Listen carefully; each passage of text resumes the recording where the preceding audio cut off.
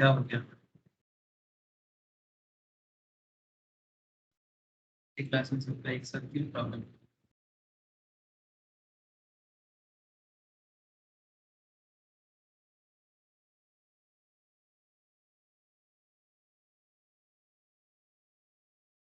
Okay sir, recording message मिला सबको? हाँ Subhajit, Vishwajit. Yes okay yes sir. ठीक है सर। अच्छा देखो sir, good evening again to all of you sir. हाँ अंश बोलो, रिकॉर्डेड मैसेज मिला है ना? यस सर मिला है। हाँ, ठीक है। अच्छा तो बेसिकली आज जीएसटी क्लास करेंगे सर। आज इंडायरेक्ट टैक्स का क्लास है और जीएसटी में बेसिक्स जिन लोगों का नहीं हुआ है प्लीज एक बार बेसिक्स एक बार कर लेगा, मैं बैकअप दे दूंगा अभी। फिर और एक बार जब लाइव करवाएंगे और एक बार लाइव कर लेना। लेकिन करंटली हम लोग डिस्कस कर रहे हैं सर एग्जामिशंस पे, ठीक है। एग्जामिशंस पे मैंने ज़्यादा क्लास नहीं करवाया, आई थिंक इससे पहले और एक या दो क्लासेस एग्जामिशंस पे हुआ था। एग्जामिशंस क्या है सर? हाँ, कॉमन सेंस में एग्जामिशंस अंडर जीएसटी क्या है आपको अगर मैं एक बार बताऊँ तो आपको समझ में आ जाएगा, सभी को याद आ जाएगा सर एग्जामिशंस क्या है। सर एग्जामिशन मतलब, एग्जामिशंस का मतलब होता है कि जिसपे जीएसटी जीरो जीरो नहीं है। रेटेड होता है, जिसमें जीएसटी नहीं है। कॉमन सेंस यही है कि जो सर्विस, जीएसटी का फुल फॉर्म क्या है? गुड्स एंड सर्विस टैक्स, है ना। आप लोगों को मैं हमेशा ये सब डेटा दिखाता रहता हूँ। चलो मैं स्क्रीन शेयर कर दिया। जीएसटी एक ऐसा सब्जेक्ट है जो बहुत ही इंपॉर्टेंट सब्जेक्ट है, not just for your CSCS CMA exam, ठीक है, not just as a commerce professional but also as a, मतलब कंट्री के लिए भी बहुत इंपॉर्टेंट है जीएसटी। तभी तो आपको पढ़ना पड़ता है सर, ठीक है। आप क्यों जीएसटी पढ़ते हो? बिकॉज कंट्री नीड्स, ठीक है, कंट्री को चाहिए, अपने नेशन को चाहिए, इंडिया को चाहिए। तो इसमें जीएसटी हमारे देश में टैक्सेशन में बहुत बड़ा कंट्रीब्यूशन करता है। मतलब गवर्नमेंट का जो रेवेन्यू होता है ना सर, गवर्नमेंट का जो रेवेन्यू होता है, गवर्नमेंट का जो रेवेन्यू होता है, एक सेकेंड, बजट कहाँ चला गया, जो मैं हमेशा आप लोगों को शो करता रहता हूँ ताकि आप लोग हमेशा ये याद रखो, ये गवर्नमेंट ऑफ इंडिया का बजट है सर 22-23 का। इस बजट को मैं ऑलवेज दिखाता हूँ, हर क्लास में दिखाता हूँ। क्यों? ताकि आपको याद रहे कि गवर्नमेंट का जो अकाउंट्स होता है जिसमें गवर्नमेंट अपना बजट बताता है कि गवर्नमेंट कहाँ से इनकम कर रहा है और कहाँ गवर्नमेंट खर्चा करता है, उसमें इनकम टैक्स, जीएसटी, ये गवर्नमेंट का अर्निंग का बहुत बड़ा एरिया है, ठीक है। अगर आप ये नोट्स, ये बेसिकली एक गवर्नमेंट का डेटा है जिससे आपको ये पता चलता है कि गवर्नमेंट को पैसा कहाँ से आता है। रुपी कम्स फ्रॉम, ये बजट 2022-23 का है, ठीक है। हर साल बजट आता है सर। तो अगर आप देखोगे कि रुपी कम्स फ्रॉम का डेटा अगर आप चेक करोगे तो इसमें आपको जीएसटी कहाँ नजर आएगा सर? ये देखो, अगर आप थोड़ा सा नजर करेंगे तो आपको जीएसटी नजर आएगा नीचे, ये देखो sir, this area shows the GST. ये आउट ऑफ 100% कितना परसेंटेज गवर्नमेंट जीएसटी से कमाता है ये शो करता है, ठीक है। और बाकी टैक्स एक्चुअली इंडियन गवर्नमेंट से sir, not just Indian government, world का मैक्सिमम कंट्री टैक्स से ही उसका मेन रेवेन्यू का सोर्स होता है। क्योंकि गवर्नमेंट इनकम और क्या करेगा, या तो कुछ गवर्नमेंट ऑर्गेनाइजेशन होगा जहाँ बिजनेस वगैरह हो सकता है, बट मैक्सिमम गवर्नमेंट जो रेवेन्यू कमाता है इसके ऊपर बेस करके गवर्नमेंट खर्चा करता है। हमारे देश में अलग अलग डिमांड है लोगों का, इंफ्रास्ट्रक्चर, तो देश का डिफेंस, ठीक है, देश में अलग अलग स्कीम, है ना, रोड बनाना, ब्रिज बनाना, स्कूल बनाना, हॉस्पिटल बनाना, क्या नहीं करना पड़ता है गवर्नमेंट को, ठीक है। तो हम लोग सिर्फ पॉलिटिक्स देखते हैं, वोट देखते हैं, लेकिन अगर इसका अकाउंट्स देखे, इसका खर्चा करने का, रेवेन्यू कमाने का जगह देखे, तो गवर्नमेंट अगर 100 रुपीज कमाता है, आउट ऑफ 100 रुपीज 16% आता है जीएसटी से। मतलब 100 में से 16 टका, ठीक है, 16 rupees government earn from, government will earn from GST. याद रखिएगा सर, ठीक है। तो ये जीएसटी गवर्नमेंट क्या करता है आप लोग जानते हो, आजकल ये बड़ा कॉमन कॉन्सेप्ट है, बट जीएसटी में काफी सारा अलग अलग सेक्शन, सबसेक्शन, प्रोविजन होता है, जो धीरे धीरे आप लोगों को आइडिया आ जाएगा, है ना। जो लोग ऑलरेडी बेसिक कंप्लीट कर चुके हो, दे मस्ट नो कि सर कहाँ क्या होता है, नहीं होता है। जिन लोगों का बेसिक्स ऑफ जीएसटी नहीं हुआ है उनको मैं बैकअप एक बार अभी दे दूंगा, ठीक है, ताकि आप लोग एक बार ऑटोमेटिकली सारा पॉइंट एक बार कवर कर लो, ठीक है। जिनका नहीं हुआ है अभी तक, जिनका हो गया है वो रिवाइज करते चले, और जिनका नहीं हुआ है वो बाद में करें। और अभी एक बार बैकअप देख ले, बाद में लाइव में वापस देख ले। बट सर बहुत इंपॉर्टेंट है, basics of GST is very important part, उसमें सारा डिटेल्स डिस्कस किया जाता है। अच्छा ये तो मैं आपको डेटा दिखा रहा था कि रुपी कम्स फ्रॉम, ठीक है, 100 रुपीज कमाता है तो 16 रुपीज जीएसटी से कमाता है, ठीक है, मतलब 16% ऑफ द अर्निंग, ठीक है। लेकिन गवर्नमेंट का पैसा खर्चा कहाँ होता है, जो मैं आपको अभी 2 मिनट बता रहा था। सर गवर्नमेंट का बहुत सारा स्कीम चलता है सर, ठीक है, ये डेटा ऑलवेज डिस्कस करता हूँ मैं। जैसे गवर्नमेंट, सेंट्रल गवर्नमेंट के स्कीम होते हैं सर, जिसमें गवर्नमेंट का 15% का खर्चा है। गवर्नमेंट को लोन ले, गवर्नमेंट का जो टोटल अर्निंग है ना, उसमें एक बहुत बड़ा हिस्सा लोन से भी आता है। मतलब गवर्नमेंट ऑफ इंडिया बोरो करता है या लाइबिलिटी करता है, लोन करता है इंटरनेशनल मार्केट में 30 पैसा, 35 पैसा। इसका मतलब 100 में से 35% लोन लेना पड़ता है, उसका इंटरेस्ट भी सरकार को चुकाना पड़ता है, ठीक है। इसके अलावा डिफेंस पे खर्चा होता है, सब्सिडीज पे खर्चा होता है, ठीक है। स्टेट गवर्नमेंट को शेयर देना पड़ता है 17% का, पेंशन देना पड़ता है, ठीक है। सेंट्रल गवर्नमेंट का कुछ स्पॉन्सर्ड स्कीम्स होता है, उसमें खर्चा करना पड़ता है। तो गवर्नमेंट का खर्चा का खत्म नहीं है सर, शेष नहीं है, ठीक है। सो तो क्या फर्क पड़ता है सर? फर्क कुछ नहीं पड़ता, बस एक ही फर्क पड़ता है कि हमारे लिए जो टैक्स का एरिया है ये इसलिए इतना वाइटल होता है as a chartered accountant, as a company secretary, as a cost accountant, CMA, as a ये सब प्रोफेशनल होने के नाते हमें गवर्नमेंट को हेल्प करना होता है, ठीक है। टैक्स फाइलिंग में, टैक्स कलेक्शन में, बिजनेस मैन को मतलब जो बिजनेस करते हैं उनको कंसेस उसके अंदर कॉन्सियसनेस बढ़ाने में कि भाई आप क्यों टैक्स जमा करें, टाइम पे टैक्स जमा करें, ताकि गवर्नमेंट के पास टाइम पे जीएसटी आ जाए, गवर्नमेंट के पास टाइम पे इनकम टैक्स आ जाए, है ना। That is the very important part, है ना। इनकम टैक्स को क्या कहते हैं sir? This is a direct tax, ठीक है। ये डायरेक्ट टैक्स है। डायरेक्ट टैक्स क्यों? क्योंकि पब्लिक खुद इनकम करके खुद सरकार के घर में जमा करते हैं। लेकिन goods and service tax direct नहीं है सर, ये इनडायरेक्ट है। इसे इनडायरेक्ट टैक्स क्यों कहते हैं? बिकॉज कोई भी जानबूझ के जीएसटी नहीं देता। क्या हम लोग दुकानदार को जाके बोलते हैं दादा जीएसटी कितना है हमको देना है? सर हम प्रोडक्ट खरीदते हैं उसके अंदर जीएसटी इंक्लूड होता है ना। अगर आप कोई प्रोडक्ट खरीदते हो 1000 टका का, उसमें अगर 18% का जीएसटी है तो 1000 टका 18 पैसा, सॉरी 1018 रुपीज, ठीक है। 1080 रुपीज आप टोटल में भर देते हो, इसमें 18 रुपीज सरकार के घर में जमा होता है। बट एग्जैक्टली ये जो मैं आपको बता रहा हूँ इसका काफी सारा एडजस्टमेंट होता है, आईटीसी वगैरह आता है, इनपुट क्रेडिट होता है, there are lots of thing जो आपको जीएसटी में एक्चुअल में जानना पड़ता है, ठीक है। ये जीएसटी सब्जेक्ट इसीलिए आपको पढ़ना पड़ता है। But question is that sir कि 1000 रुपीज अगर का प्रोडक्ट सेल होता है या सर्विस सेल होता है, उसमें 18% जीएसटी लगा के सरकार 18% ले लेता है, चाहे वो सेंट्रल गवर्नमेंट ले या स्टेट गवर्नमेंट ले या दोनों मिल बांट के ले, ठीक है। जैसे सिर्फ सेंट्रल गवर्नमेंट लेता है तो आईजीएसटी लेता है, integrated goods and service tax, ये बेसिक का बात है। और जो दोनों जगह में चार्ज होता है, जैसे आप लोग कभी बिल चेक करें ना, कभी भी कुछ प्रोडक्ट खरीदते हो ना, अगर वो दूसरे स्टेट से आता है तो आईजीएसटी लेता है, अगर सेम स्टेट के अंदर से होता है तो सीजीएसटी एंड एसजीएसटी इस तरह से आपसे चार्ज करता है।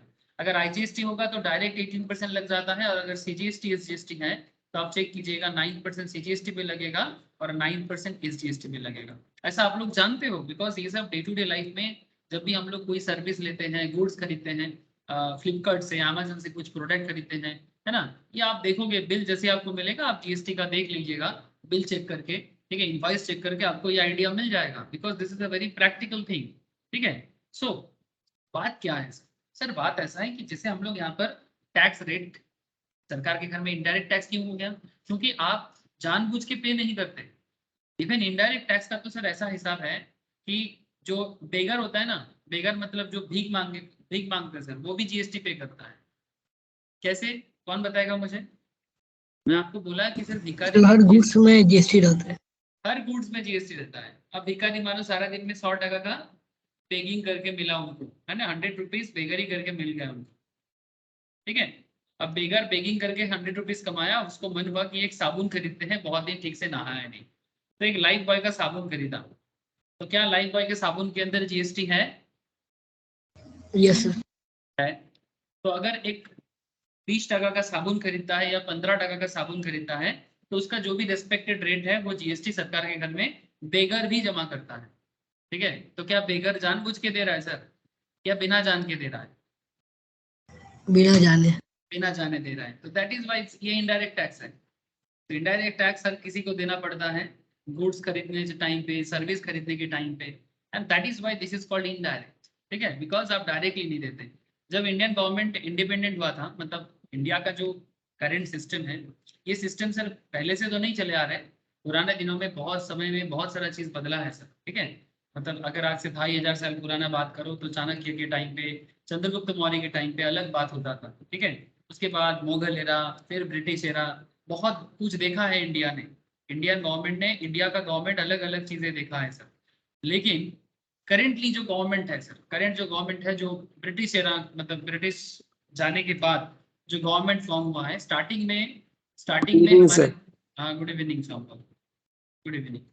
स्टार्टिंग में ना गवर्नमेंट के पास ये जीएसटी कॉन्सेप्ट नहीं था। पहले वैट होता था, वो भी इनडायरेक्ट टैक्स ही था, वैट, सर्विस टैक्स, मैंने बेसिक में बोला हुआ है सर, बेसिक्स ऑफ जीएसटी में बोला हुआ है, अगर आप लोग देखोगे तो आपको पता चल जाएगा, ठीक है। कि पहले इनडायरेक्ट टैक्स में ना अलग अलग बहुत तरह का टैक्स होता था। कभी सर्विस टैक्स होता था, इवन ज्यादा पुराना बात नहीं कर रहा हूँ मैं, 2017 से पहले तक था, 2017 फर्स्ट ऑफ जुलाई तक जीएसटी के अंदर, जीएसटी आने से पहले इनडायरेक्ट टैक्स अलग अलग नाम से जाना जाता था, कभी वैट के नाम से, कभी सर्विस टैक्स के नाम से, कभी एक्साइज ड्यूटी के नाम से, कभी ऑक्ट्रॉय के नाम से, कभी एंट्री टैक्स के नाम से, अलग अलग नाम होता था और उसका अलग अलग काम भी होता था, तो अलग अलग डिपार्टमेंट से इनडायरेक्ट टैक्स लिया जाता था। लेकिन 2017 फर्स्ट ऑफ जुलाई और स्पेशली बीजेपी गवर्नमेंट आने के बाद इसमें थोड़ा सुविधा हुआ। ऐसे तो जीएसटी आने के पीछे मेहनत बहुत दिन से चल रहा है कि वन नेशन वन टैक्स, ठीक है, वन नेशन वन टैक्स, देश जब एक है तो एक टैक्स होना चाहिए, मतलब एक इनडायरेक्ट टैक्स होना चाहिए, ठीक है। लेकिन ये होने में सर टाइम लगा, कम से कम 20 इयर्स टाइम लग गया, फ्रॉम 2000 से लेके 1998 से लेकर 2017 जीएसटी आते आते समय लगा। ये सब बेसिक्स में मैंने काफी डिटेल्स में स्टोरी वाइज बोल के रखा, जो लोग कर चुके हो बहुत अच्छा, जो नहीं किए आगे आगे कर लीजिएगा, ठीक है। तो आपको काफी हेल्प हो जाएगा जीएसटी के लिए, ठीक है। लेकिन सर करंट डिस्कशंस क्या चल रहा है? सर करंट डिस्कशन चल रहा है एग्जेम्पशंस फ्रॉम जीएसटी। अब what is exemption from GST? अब देश के अंदर अलग अलग प्रोडक्ट पे जीएसटी लगाया जाता है, ठीक है, गुड्स पे, सर्विस पे, बट हम लोग एग्जेम्पशंस फ्रॉम जीएसटी में उस पर्टिकुलर टॉपिक के ऊपर बात कर रहे हैं जिसमें जीएसटी नहीं लगता है, या फिर जिसमें जीरो रेट है, या फिर जिसमें नील रेट है, ठीक है। इसका भी लंबा लिस्ट है सर, ठीक है, इसका भी सिर्फ लिस्ट देख के नहीं होगा, इसका भी अलग अलग टाइप्स है, कैरेक्टर है, कैटेगरी है, ठीक है, केस स्टडीज है। एग्जाम्पशंस फ्रॉम जीएसटी मतलब ऐसा नहीं कि लिस्ट देख लो कि किसमें किसमें एग्जाम्पशंस है, लिस्ट तो मिल जाएगा, गूगल करने से ही आपको लिस्ट मिल जाएगा। इनका जीएसटी डिपार्टमेंट के साइट में जाओगे ना, तो उसमें भी आपको टाइम टू टाइम लिस्ट मिल जाता है कि भाई किस पे जीएसटी नहीं है, किस पे जीएसटी नहीं लगाया जाता, ये आपको मिलेगा। But that is not everything, ठीक है। आपको अगर एग्जेम्पशंस फ्रॉम जीएसटी समझना है तो आपको इसके पीछे का बैकग्राउंड, बिकॉज आप लोग एक्सपर्ट बनोगे सर, तो एज एन एक्सपर्ट ये आप लोगों का मतलब एक कॉन्सेप्ट है सर, आपको समझना पड़ेगा कि क्यों गवर्नमेंट इसमें एग्जेम्पशंस दे रहा है, गवर्नमेंट के इसके पीछे का क्या कारण है, ये भी आपको जानना है। साथ में कौन से सेक्शंस के वाइज, किस पर्टिकुलर पर्पस वाइज एग्जेम्पशंस चल रहा है, ये सब। तो मैंने ऑलरेडी एग्जाम्पशन का क्लास चालू कर चुका था, ठीक है, ये सेकंड या थर्ड लेक्चर होने वाला है सर। तो इससे पहले मोस्ट प्रोबेबली 2 लेक्चर हुआ है। तो जैसे यहाँ पर मैंने ये भी बताया कि power of the government to grant exemption from tax, तो कौन से प्रोडक्ट में गवर्नमेंट जीएसटी हटाते हैं तो उसके पीछे पावर कैसे आता है, कौन सा सेक्शन, कौन सा आर्टिकल पावर देता है। फिर 2 लिस्ट है सर, एक गुड्स एग्जाम्प्ट फ्रॉम टैक्स, ठीक है, पुराना 2 क्लास प्लीज एक बार देखिएगा, मैं शेयर करूंगा, जो भी डाउट होगा या तो सामने आके जब टेस्ट के लिए आओगे आके पूछ लीजिएगा, या फिर आप ऑनलाइन में भी मुझे पूछ लीजिए, जहां जैसे जिसका सुविधा हो, ठीक है। तो गुड्स एग्जाम्प्ट फ्रॉम टैक्स या सर्विस एग्जाम्प्ट फ्रॉम टैक्स, इसका भी एक लंबा लिस्ट है और इसका भी अलग अलग एग्जाम्पल्स है, ठीक है। तो एग्जाम में घुमा फिरा के सवाल करेगा, कैसे सवाल होगा, किस तरह का सवाल होगा, सब धीरे धीरे समझ में आ जाएगा। जैसे मैंने प्रीवियस इसके पहले का जो क्लासेस हुआ था उसमें मैंने आपको ये सब समझा के रखा था कि ये कौन सा आइटम कॉमन सेंस में एग्जेम्प्ट फ्रॉम जीएसटी होता है, ठीक है, कॉमन सेंस में, it's a very common sense. जैसे कि जो अनपैक्ड प्रोडक्ट होते हैं, डेली वेजिटेबल्स जो होते हैं, रॉ मतलब जो अनपैकेज्ड प्रोडक्ट्स होते हैं, जैसे यहाँ पर अगर आप लिस्ट देखोगे, जरूरत की चीजें, सर्वाइवल वाला चीजें, मतलब जिसके बिना इंसान का जिंदगी सर्वाइव नहीं हो सकता, ऐसी चीजों पे जीएसटी नहीं है, ठीक है। एग्जाम्पल के तौर पे मिल्क, ठीक है, झाड़ू, ठीक है, फिर आपका हनी, ठीक है, मतलब शहद या मधु बोलते हैं, हिंदी बंगाली में बोलते हैं मधु, हिंदी में बोलते हैं शहद, ठीक है। अनपैक्ड फूड ग्रेन, मतलब अलग अलग फूड ग्रेन जो हम लोग डेली फूड्स के लिए यूज करते हैं, ठीक है।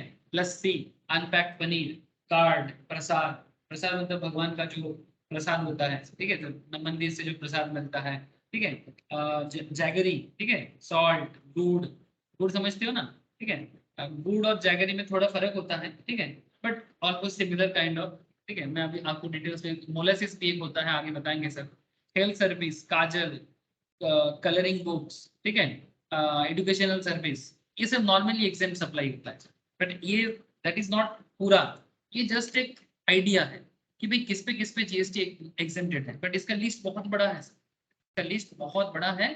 जैसे कि मैं लास्ट दिन आप लोगों को जो समझाया था, अगर आप लोगों को याद है या फिर आप लोग रिवाइज किए हो तो आपको पता रहेगा कि एग्जेम्पशंस ऑफ जीएसटी से हम लोग लास्ट दिन रिलीजियस एक्टिविटी पे बात किया था सर। रिलीजियस एक्टिविटी, रिलीजियस या स्पिरिचुअल एक्टिविटी पे, रिलीजियस स्पिरिचुअल एक्टिविटी क्या था, याद है?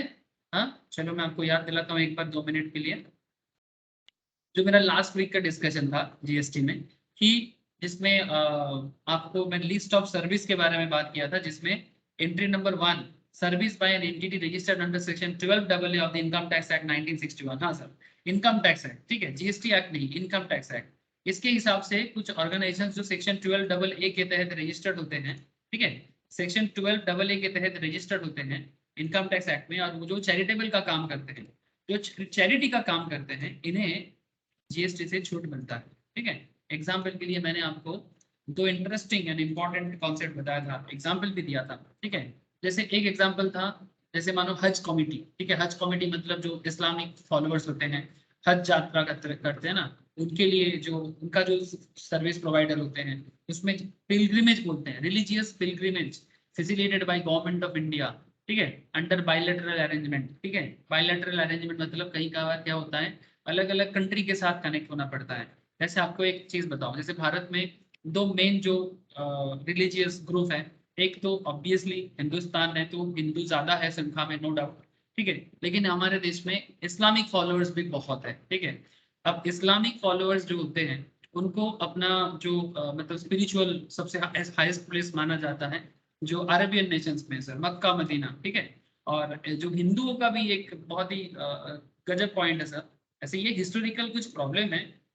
हिंदुओं का जो सबसे पवित्र, जो पवित्र तो सभी होता है, पवित्र जो ये माना जाता है, मतलब highest level of spiritual area, ठीक है, जैसे कि कैलाश यात्रा बोलते हैं सर, कैलाश मानसरोवर, ठीक है, जहां पर मान्यता है नॉट जस्ट हिंदू का, हिंदू, सिख, जैनिज्म, ठीक है, बुद्धिज्म, सभी कोई मानते हैं कि इनका जो हाईएस्ट लेवल ऑफ जो साधना का लेवल है वो कैलाश में है। जैसे हिंदू लोग मानते हैं कि कैलाश में शिव जी रहते हैं, ठीक है, ये शिव जी का मतलब मेन बास है वहां पर, ठीक है। यहाँ पर ये मानसरोवर है और इसके पीछे ही आपको कैलाश, माउंट कैलाश नजर आता है, तो लोग विजिट करते हैं। लेकिन दुख की बात ये सर, ये एक्चुअली हिंदुस्तान का एक पार्ट था, but due to some political reason time to time currently ये तिब्बत का पार्ट है, बट तिब्बत करेंटली चाइना के पास है, ठीक है। अब तो फिर अगर आपको कैलाश जाना है तो चाइना से परमिशन लेना पड़ता है, ठीक है। तो बुद्धिस्ट लोग भी ऐसा मानते हैं सर। जैनिज्म में भी माना जाता है कि उनका जो तीर्थंकर है ऋषभ देव बोल के, जो पहला तीर्थंकर है, ही इज ऑल्सो फ्रॉम, मतलब उनका भी जो इनकारनेशन आया था या फिर उनको भी जो स्पिरिचुअलिटी मिला था, that is also from Kailash. तो ये मैं आपको थोड़ा जानकारी लेके बोल रहा हूँ, ठीक है। तो आप लोग चाहो तो रिसर्च कर सकते हो कि कैलाश में क्या है सर, बहुत कुछ है कैलाश में, नॉट जस्ट एक following group, but 4-4-5-5 following group मानते हैं कि कैलाश में देयर इज समथिंग। तो व्हाटएवर लोगों का मानना है, आस्था है, ठीक है। तो ये स्पिरिचुअल सीकर्स का जगह है। अब स्पिरिचुअल सर्विस प्रोवाइड करने वाले जो ऑथोरिटीज है, जो गवर्नमेंट ऑर्गेनाइजेशन है, इन पे जो भी सर्विसेज होता है उसका जो चार्जेस होता है, ठीक है, वो जीएसटी में नहीं आता, ठीक है, वो जीएसटी में एग्जेम्प्टेड किया जाता है। यहाँ पर और एक इंटरेस्टिंग चीज पढ़े थे, अगर आपको मैं याद दिलाऊं तो आपको याद आ जाएगा कि रिलीजियस एरिया में जो जो जो प्रिमाइसेस होते हैं, ठीक है, वहां पर अगर मानो जैसे यहाँ पर देखो, जैसे रिलीजियस एरिया में लोग जाते हैं सर, पिलग्रिम करते हैं, वहां पर रूम रेंट में मिलता है भारत के अंदर, ठीक है। अगर रूम का रेंट पर डे का 1000 के नीचे है तो उसमें जीएसटी नहीं है, और अगर वो पिलग्रिमेज के लिए है, ठीक है, और स्पेशली अगर वो स्पिरिचुअल एरिया के अंदर है, ठीक है, मतलब जो मंदिर, मस्जिद, गिरजा जो भी ट्रस्ट के अंदर है, जो section 12AA income tax act 1961 के तहत रजिस्टर्ड भी है, या फिर section 10 subsection 23C clause 5 of the income tax act के अंदर है, ठीक है, या फिर 10 subsection 23BBA of the state income tax act में, ये सब एक्ट के अंदर रिलीजियस ग्रुप के बारे में बोला गया है। तो कहा, कहने का मतलब बहुत सिंपल है कि यहाँ पर जो रूम रेंट पे दिया जाता है, अगर वो 1000 टका पर डे के नीचे है तो उसमें जीएसटी नहीं लगेगा। अगर प्रीमाइसेस को रेंट में दिया जाता है जैसे शादी वगैरह करने के लिए, ठीक है, मुंडन वगैरह, रिलीजियस जो भी प्रोग्राम होता है ना हमारे सोसाइटी के लिए, ठीक है, किसी का फर्स्ट टाइम जो हमारे नॉर्मली कस्टम्स है ना, हम लोग अन्नप्राशन बोलते हैं, किसी का शादी होता है, ठीक है, किसी का क्या बोलते हैं मुंडन मतलब बाल देना, इस तरह का जो सर का जो मुंडन करते हैं, there are lots of practices in our society.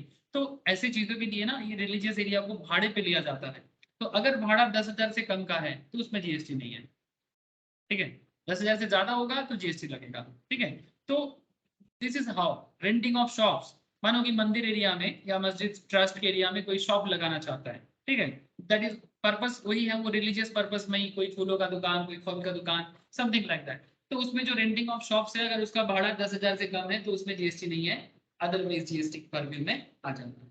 So I hope you understand कि किस तरह का प्रोविजन इसके अंदर है, ठीक है। जो ये मैंने लास्ट क्लास बता दिया, ठीक है, ये डिस्कशन मैंने लास्ट क्लास कर दिया था, जस्ट मैंने आपको एक बार याद दिलाया। जिन लोगों का थोड़ा सा और डिटेल्स में जानना है एक बार प्लीज प्रीवियस क्लास एक बार गो थ्रू करें, ठीक है, तो आपको और क्लैरिटी से आ जाएगा। तो मेनली चैरिटेबल पर्पस के ऊपर बेस करके ये पॉइंट था, और भी पॉइंट मैंने डिस्कस किया था, एक बार आप लोग प्लीज गो थ्रू करें सर, ये मेरा आपसे एक रिक्वेस्ट भी है, और मैं आपको बोलूंगा कि बार बार पढ़े।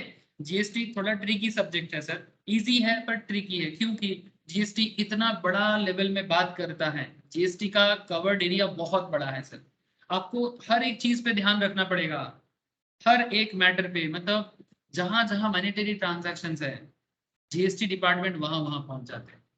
अब उसमें जीएसटी लगाना है कि नहीं लगाना है that's a different part, but अगर मॉनेटरी ट्रांजैक्शंस है, ठीक है, अगर मॉनेटरी ट्रांजैक्शंस है तो आप एक चीज याद रखिए सर कि जीएसटी डिपार्टमेंट वहां पर जरूर पहुंचेगा, ठीक है, जीएसटी डिपार्टमेंट वहां पर जरूर पहुंचेगा। उसके बाद वो सोचेगा, ठीक है, काउंसिल होता है सिर्फ, जीएसटी ऐसे ही नहीं चार्ज होता, जिसका हेड होता है हमारे देश का जो फाइनेंस मिनिस्टर, जैसे करेंटली हमारे फाइनेंस मिनिस्टर निर्मला सीतारमन जी, ठीक है, तो जीएसटी काउंसिल जिसमें नॉर्मली बोर्ड मेंबर में हेड होते हैं निर्मला सीतारमन जी, मतलब करेंट फाइनेंस मिनिस्ट्री, और साथ में स्टेट गवर्नमेंट लेवल में जो normally finance minister of state होते हैं, ये लोग, ये सब लोग होते हैं, या फिर जो कोई भी आईआरएस ऑफिसर्स होते हैं, आईएएस ऑफिसर्स होते हैं, चार्टर्ड अकाउंटेंट जो स्टेट गवर्नमेंट को सर्विस देता है या सेंट्रल गवर्नमेंट को सर्विस देते हैं, कॉस्ट अकाउंटेंट, बहुत सारे लोग होते हैं सर, ठीक है। नाउ क्वेश्चन इज दैट इनके बोर्ड में डिसीजन लिया जाता है, एक्सपर्ट्स बेसिकली, ठीक है, they decided, they will decide कि भाई जीएसटी लगाया जाए कि नहीं लगाया जाए, ठीक है, वो देश के ऊपर बेस करके, सोसाइटी को देख के तब उस पर जीएसटी लगाते हैं, ठीक है। तो ये आपको जानना पड़ेगा सर, ठीक है, फाइनेंशियल ट्रांजैक्शंस होने पे ही जीएसटी है ऐसा बात नहीं है, कब छोड़ना है, कब नहीं देना है, कब लगाना है, कब से लगाना है, ठीक है, ये डिसाइडेड एवरीथिंग, ठीक है। जैसे आप लोग अगर बेसिक का क्लास करोगे जीएसटी का, ठीक है, वहां पर आप लोग देखोगे कि जैसे पेट्रोल डीजल में जीएसटी नहीं है, लेकिन पेट्रोल डीजल को जीएसटी परव्यू में रखा गया, मतलब परव्यू मतलब जीएसटी डिपार्टमेंट पेट्रोल डीजल को काउंट करता है कि हाँ ठीक है जीएसटी इसके अंदर लग सकता है, मैंने इसके ऊपर भी क्लास में बताया था, ठीक है, आप देखोगे बेसिक करोगे ना आपको पता चलेगा, लेकिन करेंटली जीएसटी नहीं लगता, इसके पीछे भी रीजन है। अभी डेट नहीं डिक्लेयर किया गया है, सिर्फ अभी डाला गया है। क्या बोलो सर? अभी कब से लागू हुआ है, डेट नहीं डिक्लेयर किया गया है, सिर्फ डाला हुआ है जीएसटी हाँ पर। सिर्फ डाला हुआ है सर, हाँ सिर्फ डाला हुआ है कि पेट्रोल डीजल को जीएसटी परव्यू में रखा जाता है, लेकिन कब से लागू होगा अभी क्लैरिटी से नहीं बताया। इसके पीछे भी रीजन है कि क्यों पेट्रोल डीजल पे जीएसटी नहीं आ रहा है। अगर पेट्रोल डीजल पे जीएसटी आ जाता है तो पेट्रोल डीजल सस्ता हो जाएगा, ठीक है, जो रेट चल रहा है उससे थोड़ा सस्ता हो जाएगा, लेकिन अगर पेट्रोल डीजल पे जीएसटी आ जाता है तो सेंट्रल गवर्नमेंट बहुत बड़ा दिक्कत में पड़ जाएगा, ठीक है, और कुछ स्टेट गवर्नमेंट उनको भी दिक्कत हो जाएगा। इसके पीछे एक टॉपिक है जीएसटी कॉम्पेंसेशन सेस बोल के, ये भी मैंने बेसिक के अंदर पढ़ा के रखा, आप लोग ये सब टॉपिक एक बार करोगे ना आपको जीएसटी का पूरा आइडिया आ जाएगा, ये मेरा रिक्वेस्ट है, प्लीज आप लोग ये सब टॉपिक एक बार कवर कीजिए, रिवाइज कीजिए, बहुत हेल्पफुल है। अच्छा ये मैं केस स्टडीज करवाया था लास्ट क्लास में, शिक्षा अकादमी बोल के एजुकेशनल इंस्टीट्यूशन है जो सर्वेश्वर ट्रस्ट चैरिटेबल ट्रस्ट है, सेक्शन 12 AA में रजिस्टर्ड है इनकम टैक्स एक्ट में 1961 में, इन्होंने एक स्किल डेवलपमेंट प्रोग्राम ऑर्गेनाइज किया था ओल्ड एज पीपल के लिए, और वो भी बैंगलोर सिटी में, ठीक है।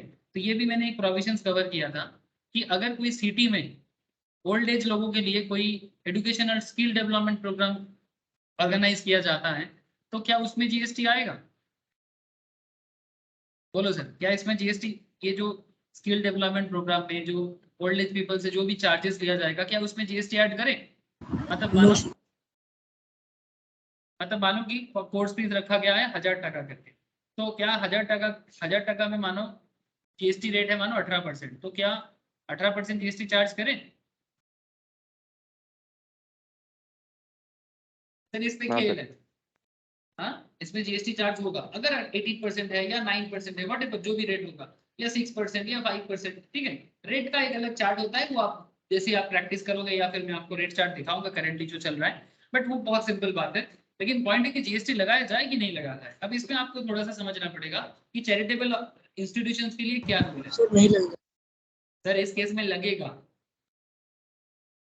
शिक्षा एकेडमी एजुकेशनल इंस्टीट्यूशन है, सर्वेश्वर ट्रस्ट है और चैरिटेबल ट्रस्ट है। Registered under section 12AA income tax act, मतलब जो रूल है उसके हिसाब से वो भी इनकम टैक्स में भी रजिस्टर्ड है। ऑर्गेनाइज्ड किया skill development program old age people के लिए, और वो भी 65 ईयर सीनियर सिटीजन के लिए, वो भी बैंगलोर सिटी में। सर ये अर्बन एरिया में इसलिए लगा। हाँ वेरी गुड सर, देखा एक छोटा सा पॉइंट याद आ गया ना, ये लास्ट वीक किया था मैंने। क्योंकि ये जो शिक्षा एकेडमी जो चैरिटेबल एक्टिविटी कर रहे हैं ना, ये चैरिटेबल एक्टिविटी कर सकता है, बट गवर्नमेंट के हिसाब से ये चैरिटेबल एक्टिविटी को एग्जेम्पशन लिस्ट में नहीं दिया गया। क्यों? गवर्नमेंट के हिसाब से अगर आप गांव में, अगर आप गांव साइड में रूरल एरिया में अगर आप ऐसा काम करते हो, तो फिर आपको एग्जेम्पशन कैटेगरी में काउंट किया जाएगा। सिटी के लिए ऐसा नहीं होगा। इसीलिए क्या इसका जवाब हुआ सर ये केस स्टडीज का? सर्विस प्रोवाइडेड बाय शिक्षा academy do not fall with in the purview of charitable activity. The activity relating to advancement of skill development relating to person over the age of 65 years are covered under the definition of charitable activities only when such persons are residing in rural area.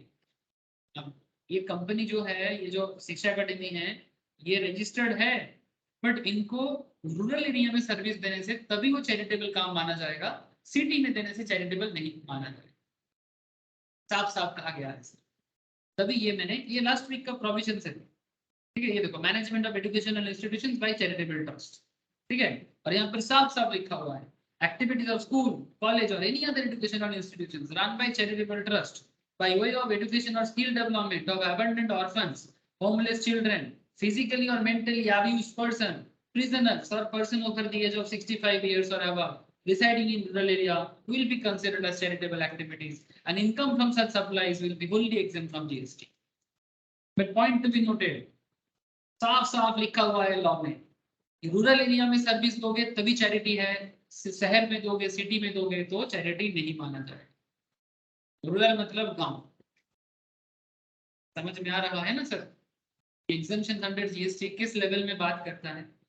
एक ही काम but जगह के हिसाब से बदल गया ना sir. बोलो सर, ये लास्ट वीक का डिस्कशन से आप लोग का याद आ रहा है? जो लोग क्लास नहीं किए थे शायद उनको थोड़ा सा दिक्कत होगा, बट जो इतना भी दिक्कत वाला कुछ चीज नहीं है, कॉमन सेंस है। मतलब थोड़ा सा अगर मैं थोड़ा आपको समझा दूं तो आप कॉमन सेंस में डेवलपमेंट कर सकते हो, ठीक है। मैं जीएसटी का जो लास्ट 2 क्लास है आप लोग को एक बार शेयर करूंगा, ठीक है। एग्जाम्पशंस का आप लोग प्लीज एक बार गो थ्रू कीजिए। अच्छा, आज फ्रेश टॉपिक स्टार्ट करें सर एक? हाँ सर, आज फ्रेश टॉपिक में मैं आपके लिए एक बहुत इंटरेस्टिंग, अच्छा ये रिलीजियस यात्रा पिलग्रिमेज बोल दिया था सर, हाँ KMBN हज कमिटी है ना, ऐसे अलग अलग योगा, एक योगा क्लास के ऊपर भी मैंने किया था, ठीक है। हॉस्पिटल चैरिटेबल के ऊपर भी मैंने डिस्कशंस किया था, ठीक है। रिक्रिएशनल एक्टिविटी है ना, बहुत सारे चीजों में मैंने बात करके रखा था। ये रामानंद जोशी बोल के एक प्रीस्ट था, ठीक है, जिन्होंने 12,000 पे एक रिलीजियस सेरेमनी और बर्थडे किया था घनश्याम का एक सन के लिए। तो क्या प्रीस्ट ने जो सर्विस प्रोवाइड किया इसमें जीएसटी लगेगा? नहीं सर, इसमें जीएसटी नहीं है, एग्जेम्प्टेड है, ठीक है। तो गवर्नमेंट ने क्लियरली सारा पॉइंट डिक्लेयर करके रखता है, तभी आप जीएसटी किस पे लगाना है और किस पे नहीं लगाना है कर सकते।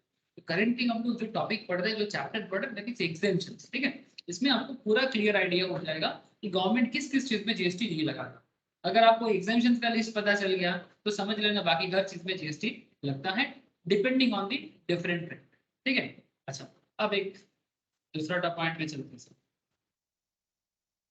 पॉइंट का नाम है सर एग्रीकल्चर रिलेटेड सर्विस।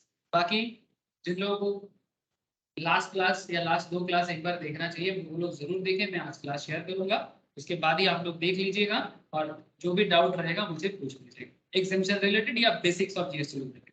अच्छा, करंट डिस्कशंस में एग्रीकल्चर रिलेटेड सर्विस में बात करेंगे, ठीक है, ये भी एग्जामिशन की लिस्ट में है, बट एग्रीकल्चर रिलेटेड सर्विस कब तक एग्जामिशन है, मतलब कब तक इन द सेंस किस पॉइंट तक हम उसे एग्रीकल्चर रिलेटेड बोलेंगे और किस पॉइंट के बाद उसको एग्रीकल्चर रिलेटेड के बाहर कर देंगे, ठीक है। गवर्नमेंट क्या है, सरकार का क्या मानना है इसमें, गवर्नमेंट जो भी बात करते हैं ना सब सेक्शन के अंदर एंट्री के अंदर बताते हैं, जैसे entry number 24, entry number 24A, entry number 24B, ठीक है, ये सब एंट्री इंपॉर्टेंट होता है sir. Entry number 24B, entry number 53A, ठीक है, एंट्री नंबर 54, ठीक है, entry number 55, entry number 55A, ये सभी कुछ ना इसी मैटर में बात करता है, ठीक है। अब आपको मैं एक एक करके सारा पॉइंट बताता हूँ सर कि एग्रीकल्चर रिलेटेड काम जो होता है इसमें जीएसटी कहाँ तक एग्जेम्प्टेड है और किस तरह से। ओके सर, फिर मैं आपको और भी चीजें बताऊंगा, नॉट जस्ट एग्रीकल्चर, एग्रीकल्चर थोड़ा सा बड़ा है, इसके बाहर कुछ क्वेश्चन आंसर भी करेंगे, कुछ इलस्ट्रेशंस भी डिस्कस करेंगे, उसके बाद मैं आपको एजुकेशनल सर्विस, ठीक है, मतलब जो हम लोग पढ़ा है, मतलब जो एजुकेशन सर्विस है मैं आपको एजुकेशनल सर्विस दे रहा हूँ, क्या मैं जो सर्विस दे रहा हूँ ये जीएसटी में आता है, यस सर ये जीएसटी में आता है, ठीक है। अगर वो इस लेवल का टर्नओवर होता है तो ये जो कोचिंग सर्विसेज है, प्रोफेशनल कोचिंग सर्विसेज, ये जीएसटी पर्व में, लेकिन सारा एजुकेशनल सर्विसेज जीएसटी पर्व में नहीं, ठीक है, बट जो प्रोफेशनल कोचिंग है ये जीएसटी पर, ठीक है। नॉर्मली एजुकेशनल सर्विसेज जीएसटी के अंदर नहीं है, ठीक है, तभी तो लोग स्कूल में कॉलेज में पढ़ते हैं, जीएसटी थोड़ी ना देता है, नहीं देता, लेकिन प्रोफेशनल कोचिंग वगैरह जीएसटी पर में काउंट किया जाता है, ठीक है। अच्छा, यही सब जानना है कि एक बार हाँ एक बार ना, एक बार हाँ एक बार ना, कब हाँ है कब ना है, कब जीएसटी देना है कब जीएसटी नहीं देना, ठीक है। मतलब ऐसा नहीं कि क्या पढ़ाना, मतलब आम आदमी क्या बात करेगा, भाई क्या खेती बाड़ी चीजों में जीएसटी लगता है, एग्रीकल्चर रिलेटेड पॉइंट में कोई बोलेगा नहीं नहीं एग्रीकल्चर नहीं है, लेकिन ऐसा नहीं कि एग्रीकल्चर में किसी भी चीज में जीएसटी नहीं, डिपेंड करता है। क्या एजुकेशन में जीएसटी है, कॉमन सेंस ना है, लेकिन क्या हर एजुकेशनल सर्विस जीएसटी फ्री है, ऐसा नहीं है। प्राइवेट आईटीआई वगैरह में, ठीक है, इंडस्ट्रियल ट्रेनिंग इंस्टीट्यूट, ठीक है, क्या आईटीआई में जो अप्रेंटिस का काम करते हैं वो भी सर्विस देते हैं, क्या वो जीएसटी के अंदर आता है, डिपेंड करता है। अनऑर्गेनाइज्ड एजुकेशनल इंस्टीट्यूशंस होते हैं, ठीक है, डिपेंड करता है अलग अलग से, ठीक है। इसके बाद एक बहुत बड़ा टॉपिक है सर हेल्थ सर्विसेज, ठीक है, health care service, health care service में क्या जीएसटी लगता है, कॉमन सेंस इज ना, लेकिन एक सर्टेन एरिया के बाद उसमें भी जीएसटी लगता है, ठीक है। मतलब कहाँ कहाँ है कहाँ कहाँ नहीं है, ये एक लंबा चौड़ा डिस्कशन, थोड़ा समय देना पड़ेगा, क्यों, किस लिए, किसके लिए जानना पड़ेगा, तब जाके आप समझ सकते हो कि जीएसटी का एग्जम्पशन का क्या है। सर्विस प्रोवाइडेड बाय गवर्नमेंट, ठीक है, गवर्नमेंट अगर आपको सर्विस देता है तो क्या गवर्नमेंट आपसे जीएसटी लेगा कि नहीं लेगा, अगर आप गवर्नमेंट को सर्विस देते हो, service provided by government and service provided to government, ठीक है, अगर कोई संस्था सरकार को सर्विस दे रहा है या अगर सरकार किसी को सर्विस दे रहा है तो क्या उसमें जीएसटी लगता है, सवाल जवाब ढूंढना पड़ेगा। बात समझ में आ रहा है आप लोग, हेलो बोलो सर, बात समझ में आ रहा है कि नहीं, फिर एक एक करके सब एनालिसिस करना होगा, ठीक है। जैसे मैं आपको बोला ना एग्जाम्पशन, मतलब गवर्नमेंट दे रहा है आप गवर्नमेंट को दे दो, ठीक है, अब ये देखना पड़ेगा कि कौन है, किस तरह का गवर्नमेंट है, क्या सर्विस दे रहा है, ठीक है, कहाँ तक एग्जाम्पशन है कहाँ तक एग्जाम्पशन नहीं है, big list, big thing, list बड़ा है, पढ़ना होगा, समय देना होगा, बट टफ नहीं है सर, मैं आपको क्या बोला वास्ट है, जीएसटी वास्ट है, टफ नहीं, ठीक है। तो आप लोग को डिफरेंट वे में सोचना है, ठीक है, डिफरेंट वे में सोचना पड़ेगा, बट टफ नहीं। ओके, ठीक है सर, चलो एग्रीकल्चर में फोकस करें सर, थोड़ा हाँ ना में बीच बीच में थोड़ा जवाब दीजिएगा, समझ में आ रहा है यस और नो, कम से कम इतना तो बोलिए। यस सर, आ रहा है। सर एग्रीकल्चर रिलेटेड सर्विस में एंट्री नंबर 24, सर क्या बोलते हैं entry number 24, service by way of loading unloading packing storage और warehousing of rice. Rice sir Bharat का, अगर आप ईस्टर्न भारत देखो, ईस्टर्न भारत मतलब पूर्वी भारत, पूर्वी भारत सर राइस प्रोडक्शन में बहुत काम करता है, और इंटरेस्टिंग फैक्ट ऐसा है सर, वर्ल्ड में भी इंडिया राइस प्रोडक्शन में मोस्ट प्रोबेबली टॉप 3 में आता है, टॉप 3 या टॉप 5 के अंदर। चाइना नंबर 1 है आई थिंक, ठीक है, सेकंड में आई थिंक इंडिया, ठीक है। और इंडिया के अंदर राइस प्रोडक्शन में वेस्ट बंगाल, बिहार, ठीक है, उड़ीसा, ठीक है, specially eastern parts of India, ठीक है, ये राइस के लिए जाने जाते हैं और राइस रिलेटेड फूड भी ये लोग ज्यादा खाते हैं, ठीक है।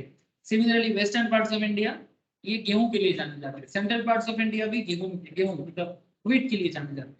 तो पॉइंट इज दैट कि जब ये राइस रिलेटेड मैटर है तो बहुत बड़ा मैटर है, ठीक है, सो बिग थिंग। अब बात ऐसा है,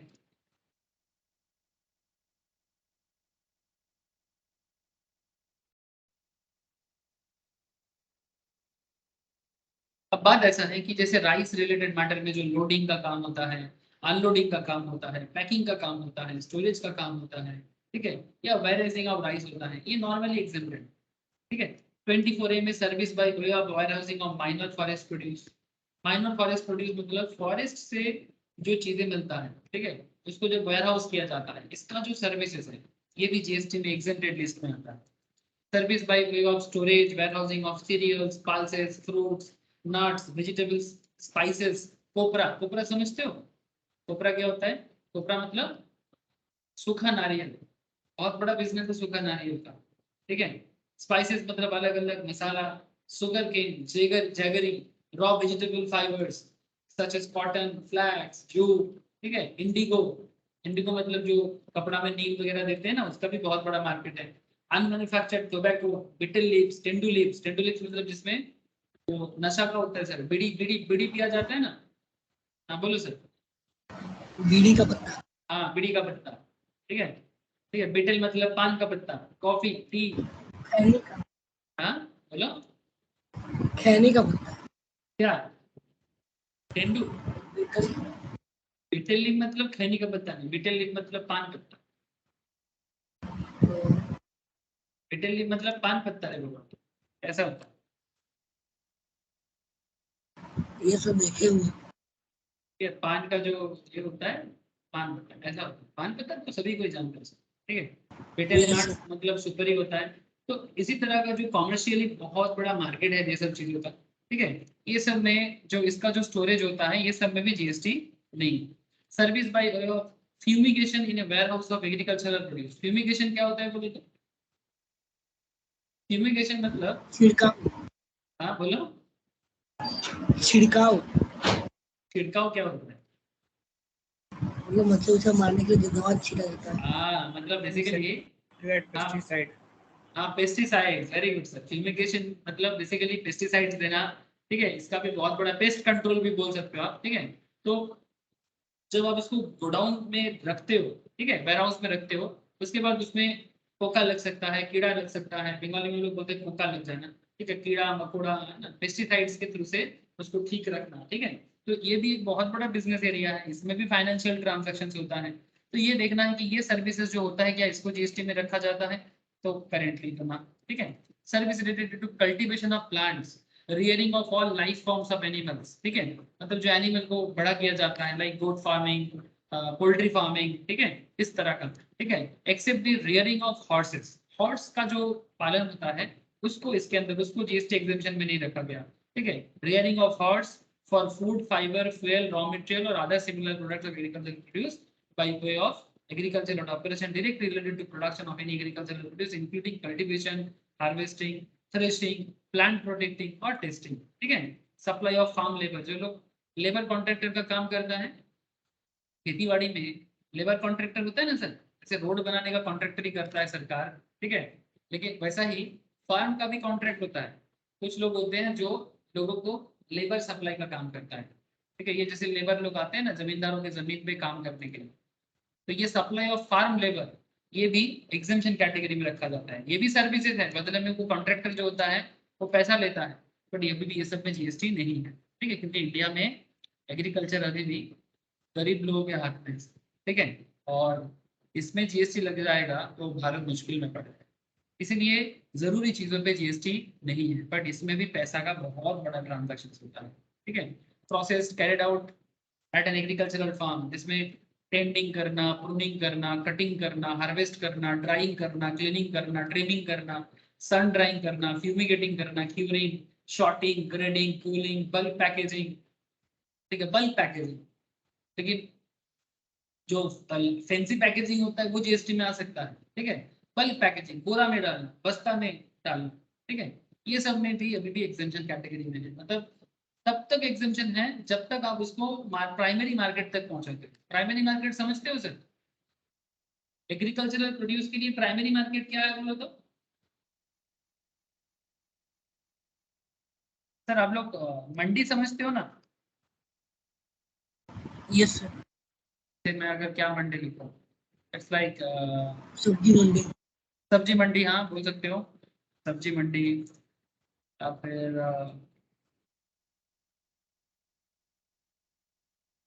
इट्स लाइक मतलब जहां पर आप प्राइमरी मार्केट में बस्ता में बंद करके प्रोडक्ट को फार्म लैंड से मार्केट में लाते हो। ठीक है, और उसके बाद वहां से मार्केट में, जैसे मानो जब बिग बास्केट ही प्रोडक्ट को मार्केट में पैकेजिंग करके बेचता है, वो जीएसटी ले लेता है ना? बिग बास्केट, जोमेटो वगैरह है ना, ये सब ब्लिंकिट है, यही चीज बेचता है, बट उसमें जीएसटी आ जाता है। बट जब ये प्राइमरी मार्केट में आता है उसमें कोई जीएसटी नहीं है।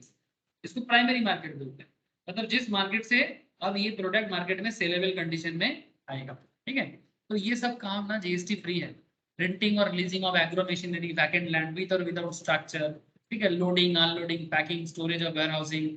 ठीक है, एग्रीकल्चरल एक्सटेंशन सर्विस। ठीक है, service by an agricultural producing marketing committee. पता है आपको, एक कमिटी है गवर्नमेंट का, agricultural produce marketing committee, APMC कहा जाता है।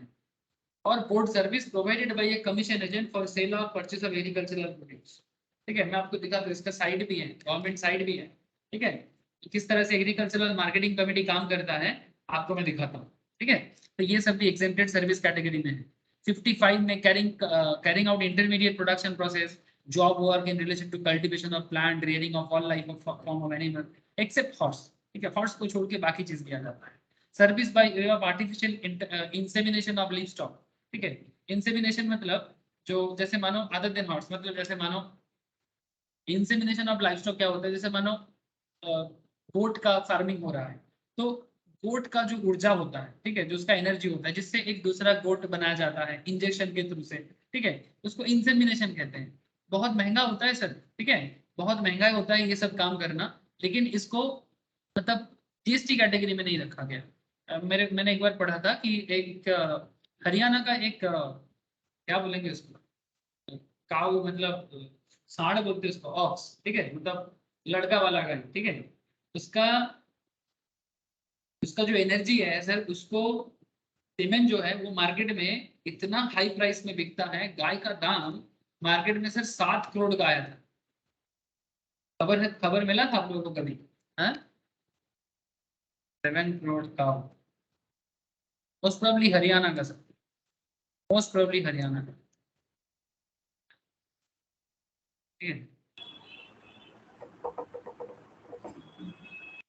ठीक है, बहुत हाई प्राइस में बिकता है वो इंसेमिनेशन के लिए, बिकॉज इनका इनका जो सीमेंट्स है ये हाई क्वालिटी काउ प्रोड्यूस कर सकता है कुछ इस तरह का। ये आई थिंक ये थिंग युवराज नाम था।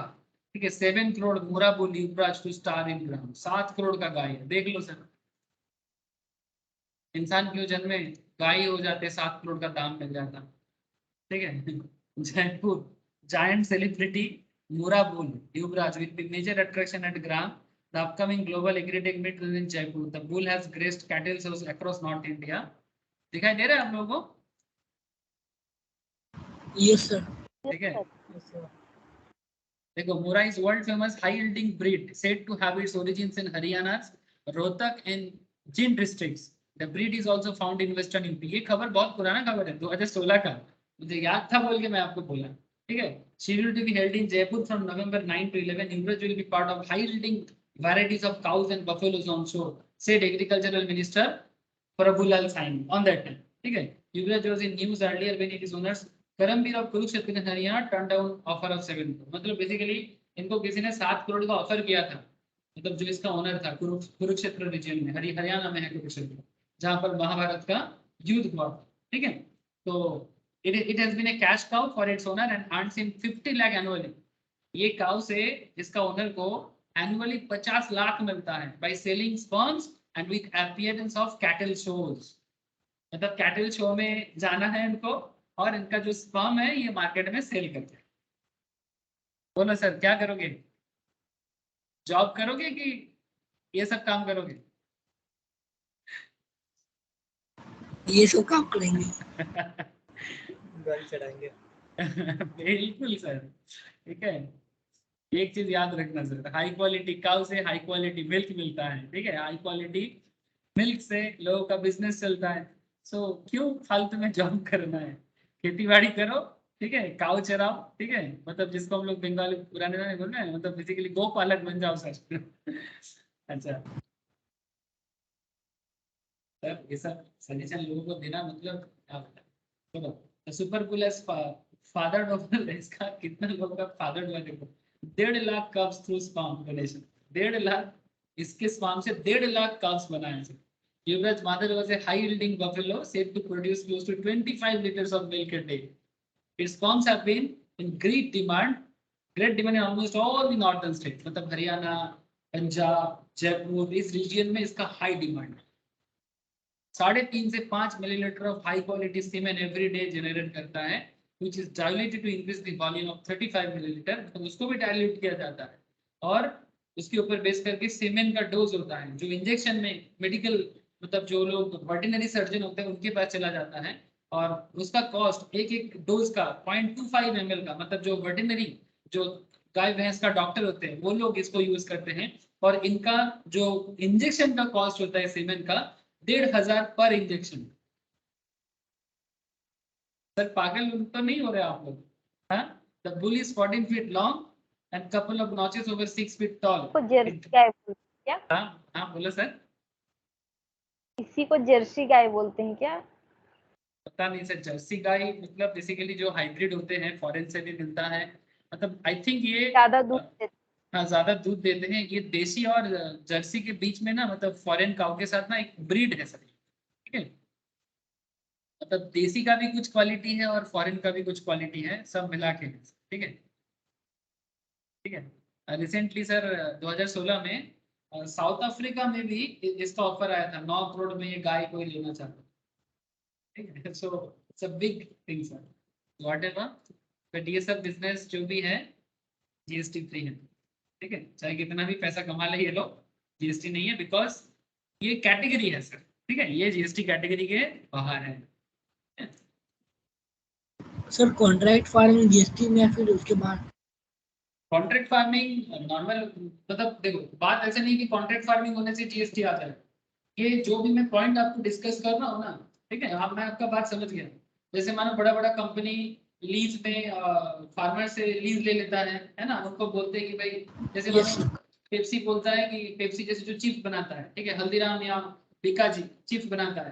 जैसे बीकाजी का आईपीओ आ रहा है आपको, बीकाजी जानते हो? इंडिया का स्टेटस देखो.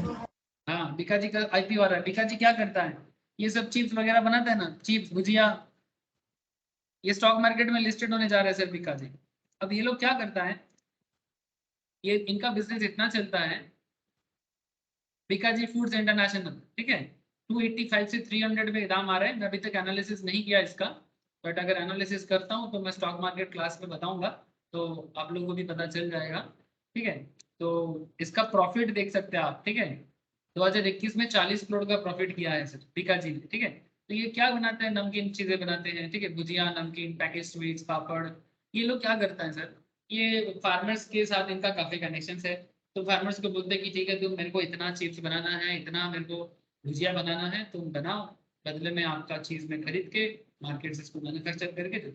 अब कॉन्ट्रैक्ट फार्मिंग में कॉन्ट्रेक्चुअल जो बिजनेस चल रहा है उसमें जीएसटी आ सकता है, बट अगर वो बेसिक एग्रीकल्चरल लेवल में जो है उसमें जीएसटी. ठीक है, अब वही तो देखना है. ठीक है, जो बेसिक एरिया है वो थोड़ा धीरे धीरे समझना.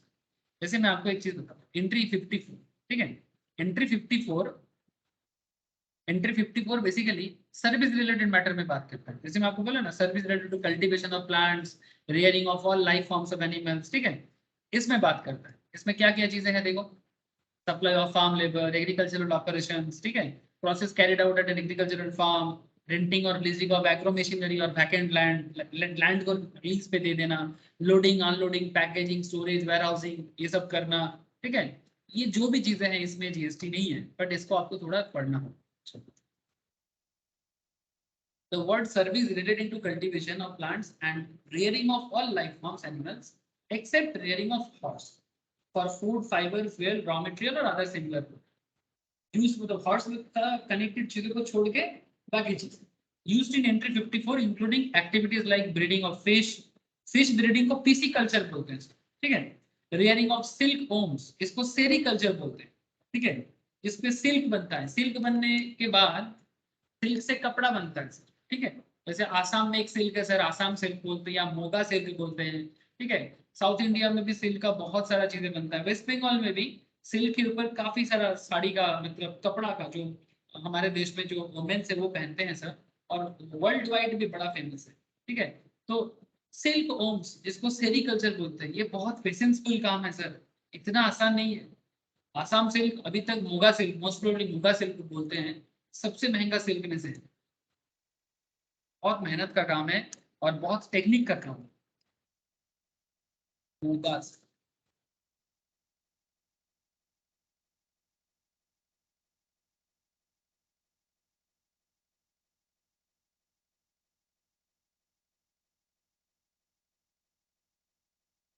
देखो सर, आप देख रहे हैं समझ जाओ, मोगा सिल्क साड़ी का कॉस्ट $6,500 के आसपास बोल रहे हैं, और ये काम असम में चलता है 300 BC से, मतलब जीसस क्राइस्ट का जन्म भी नहीं हुआ था तब से असम में इसका काम चलता है।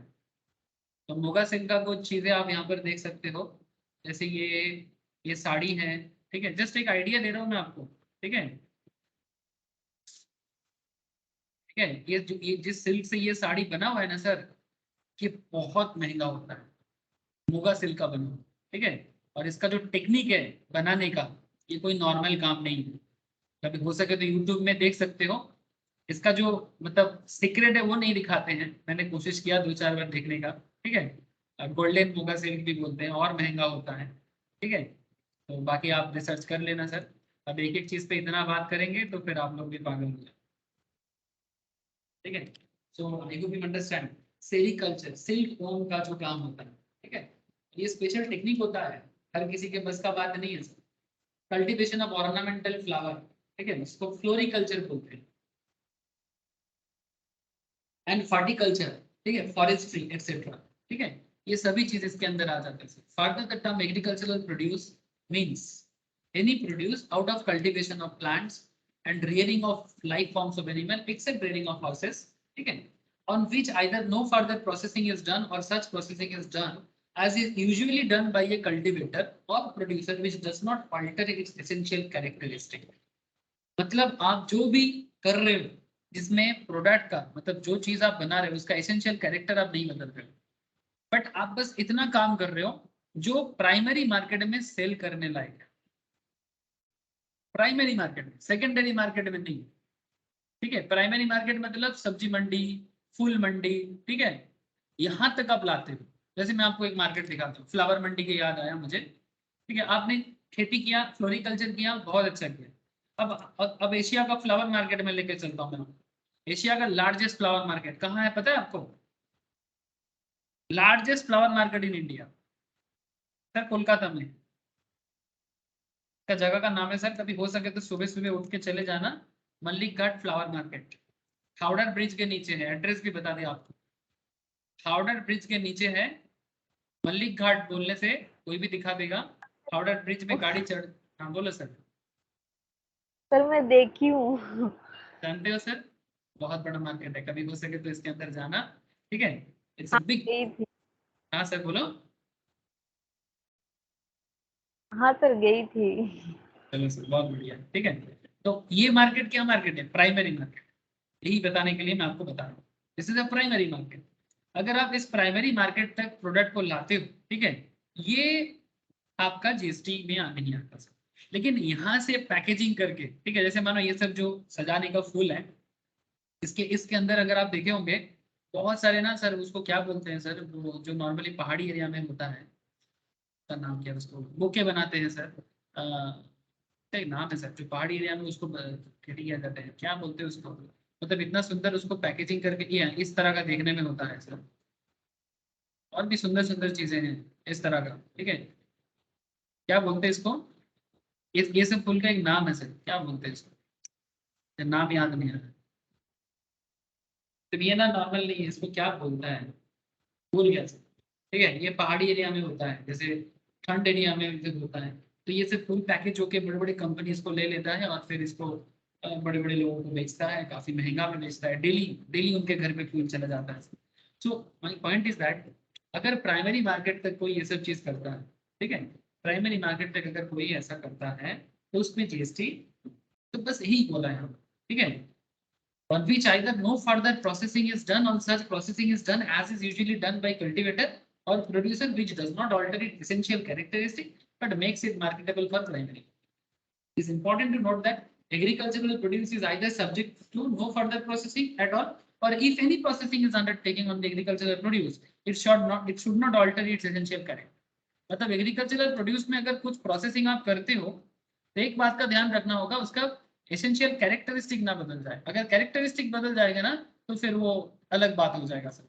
मतलब ये साफ साफ बोला है, बट मैं make marketable for primary market, मतलब जो भी कर लो प्राइमरी मार्केट में सेलेबल करने तक का जो हालत है उस तक अगर है, जो प्राइमरी मार्केट में सेल होता है। जैसे देखो ये लोग क्या कर रहे हैं सर, धान को खड़ से अलग कर रहे हैं, है ना, मतलब जो ड्राई जो पैडी होता है सर, ड्राई पैडी से उसका जो राइस का जो धान के अंदर जो होता है सर पैडी जो होता है उसको अलग कर रहे हैं, ठीक है। इसको बंगाली में हम लोग खड़ बोलते हैं, आई डोंट नो हिंदी में क्या बोलते हैं इसको exactly, but it's a dry paddy sir, ठीक है, और उससे धान को अलग कर रहे हैं, ठीक है, मतलब जो राइस होता है। अब ये करने के बाद तभी जाके धान मार्केट में बोरा में बंदी होकर प्राइमरी मार्केट में जाता है। तो ये प्रोसेसिंग है, इट्स अ प्रोड्यूस के ऊपर प्रोसेसिंग। पहले धान प्रोड्यूस कर लिया हमने, फिर प्रोसेस कर रहे हैं, ठीक है। तो दिस प्रोसेसिंग इसका एसेंशियल कैरेक्टर तो नहीं बदला, और ये प्राइमरी मार्केट तक ले जाने का मेन पर्पस है। कभी भी ऐसा नहीं देखोगे कि कोई पूरा खड़ समेत मतलब ड्राई पैडी के साथ मिलके कोई खड़ को मार्केट से जाके नहीं खरीदता है। किसान उसको प्रोसेस करके पैडी को अलग करता है, तब जाके वो मार्केट में प्राइमरी मार्केट में सेलेबल हो, ठीक है। तो इस तरह का बात कर रहे हैं। Few instances of such process are the process carried out at an agricultural farm, including tending, pruning, cutting, harvesting, drying, cleaning, trimming, etc. ठीक है, चलो धीरे धीरे कुछ एग्जाम्पल देखते हैं तो आपको पता चल जाएगा कि क्या क्या चीजें सेक्शन एंट्री 54 के अंदर आता है और जिसमें एग्जेम्पशन के लिए बोला जाता है। Entry 54 exempt the agricultural operation directly related to production or any agricultural produce, जैसे कि कल्टीवेशन करना, हार्वेस्ट करना, थ्रेशिंग, प्लांटिंग, प्रोटेक्शन और टेस्टिंग, ठीक है, ये सब चीज। Further process carried out at an agricultural farm including tending, pruning, cutting, harvesting, drying, cleaning, trimming, sun drying, fumigating, curing, sorting, grading, cooling, bulk packaging, such like operation which do not alter the essential characteristic of agricultural produce but make it only marketable for the primary market are also exempt. In view of the same, following processes are outside the purview of this entry and thus are liable to GST. चलो देख लेते हैं exceptional points है sir. अगर अभी तक का पूरा बात क्लियर है, अब आगे का बात देखो सर। अगर ऐसा कोई भी काम, अगर कोई ऐसा कोई भी काम जो प्रोडक्ट का कैरेक्टरिस्टिक को बदल देता है, ठीक है, तो उस पे जीएसटी लग जाएगा, उसमें जीएसटी लग जाएगा। Process which alter the essential characteristic of the agricultural produce, for instances potato chips, आलू उगाया फिर चिप्स बना के मार्केट में बेच रहे हो, आप ये नहीं बोल सकते कि ये पोटैटो चिप्स है, मतलब आप ये नहीं बोल सकते कि ये एग्रीकल्चरल प्रोड्यूस है। टोमेटो केचप है ना, टोमेटो केचप में भी वही हो रहा है ना, टमाटर को प्रोसेस करके उसका कैरेक्टर को या बदल रहे हो तो उस पर जीएसटी लग सकता है। हाँ, कोई बोलेगा सर लोकल टोमेटो केचप में थोड़ी जीएसटी लगता है, हाँ, या फिर पोटैटो चिप्स अगर लोकल है तो उस पर थोड़ी जीएसटी लगता है। नहीं सर, ठीक है, एक सर्टेन लेवल तक जो लोकल लेवल में बिकता है विदाउट एनी ब्रांडिंग में बिकता है उसमें जीएसटी नहीं है, ठीक है। गवर्नमेंट अगर हर एक छोटा मोटा बिजनेसमैन के पीछे लग जाए तो बिजनेसमैन भी पागल हो जाएगा, बट परव्यू में है, ब्रांडेड है तो लगेगा ही ना। अगर जैसे लेस हो, बिकाजी है ना, लेस, बिकाजी, फिर आपका आईटीसी का भी है ना, क्या नाम है, बिंगो, हाँ सर सही बोला ना मैंने, बच्चा बच्चा जानता है सर, मैं तो जानता। तो ये सब क्या हो रहा है, ये सब एग्रीकल्चरल प्रोड्यूस तो है बट एसेंशियल कैरेक्टर बदल रहा है, इसमें जीएसटी आ जाएगा। और ये जो कुछ भी हो रहा है through process which alter the essential characteristic of farm produce like potatoes and tomatoes in this case, example है बट कोई भी चीज इसमें ले सकते हैं जो उसका एसेंशियल कैरेक्टर को बदलते हैं। Process which make agricultural produce marketable in the retail market, अगर ऐसा कोई भी प्रोसेस जो एग्रीकल्चरल प्रोड्यूस को प्राइमरी मार्केट में नहीं, मतलब सब्जी मंडी या फुल मंडी में नहीं, रिटेल मार्केट मतलब शोरूम, ठीक है, शोरूम में बेचने के लायक हो जाए या लोकल मार्केट में दुकान में बेचने के लायक हो जाए, अगर ऐसा कोई भी कैरेक्टर है जो काम मार्केट में रिटेल शोरूम में उसको बेचने लायक बना दे, उसमें भी जीएसटी आ सकता है। जैसे कि the process of grinding, sterilizing, extraction of packaging in retail packs of agricultural products which make the agricultural products marketable in retail market would do not covered in this entry. Only such processes are covered in this entry which makes agricultural produce marketable in primary market. ठीक है। Apart from this, supply from of farm labor is also exempt from GST. ये जो मैंने आपको दो exception बताया, इन दोनों चीजों को छोड़ के, ठीक है, इवन फार्म लेबर सप्लाई करना भी एग्जेम्पशन कैटेगरी में, ठीक है।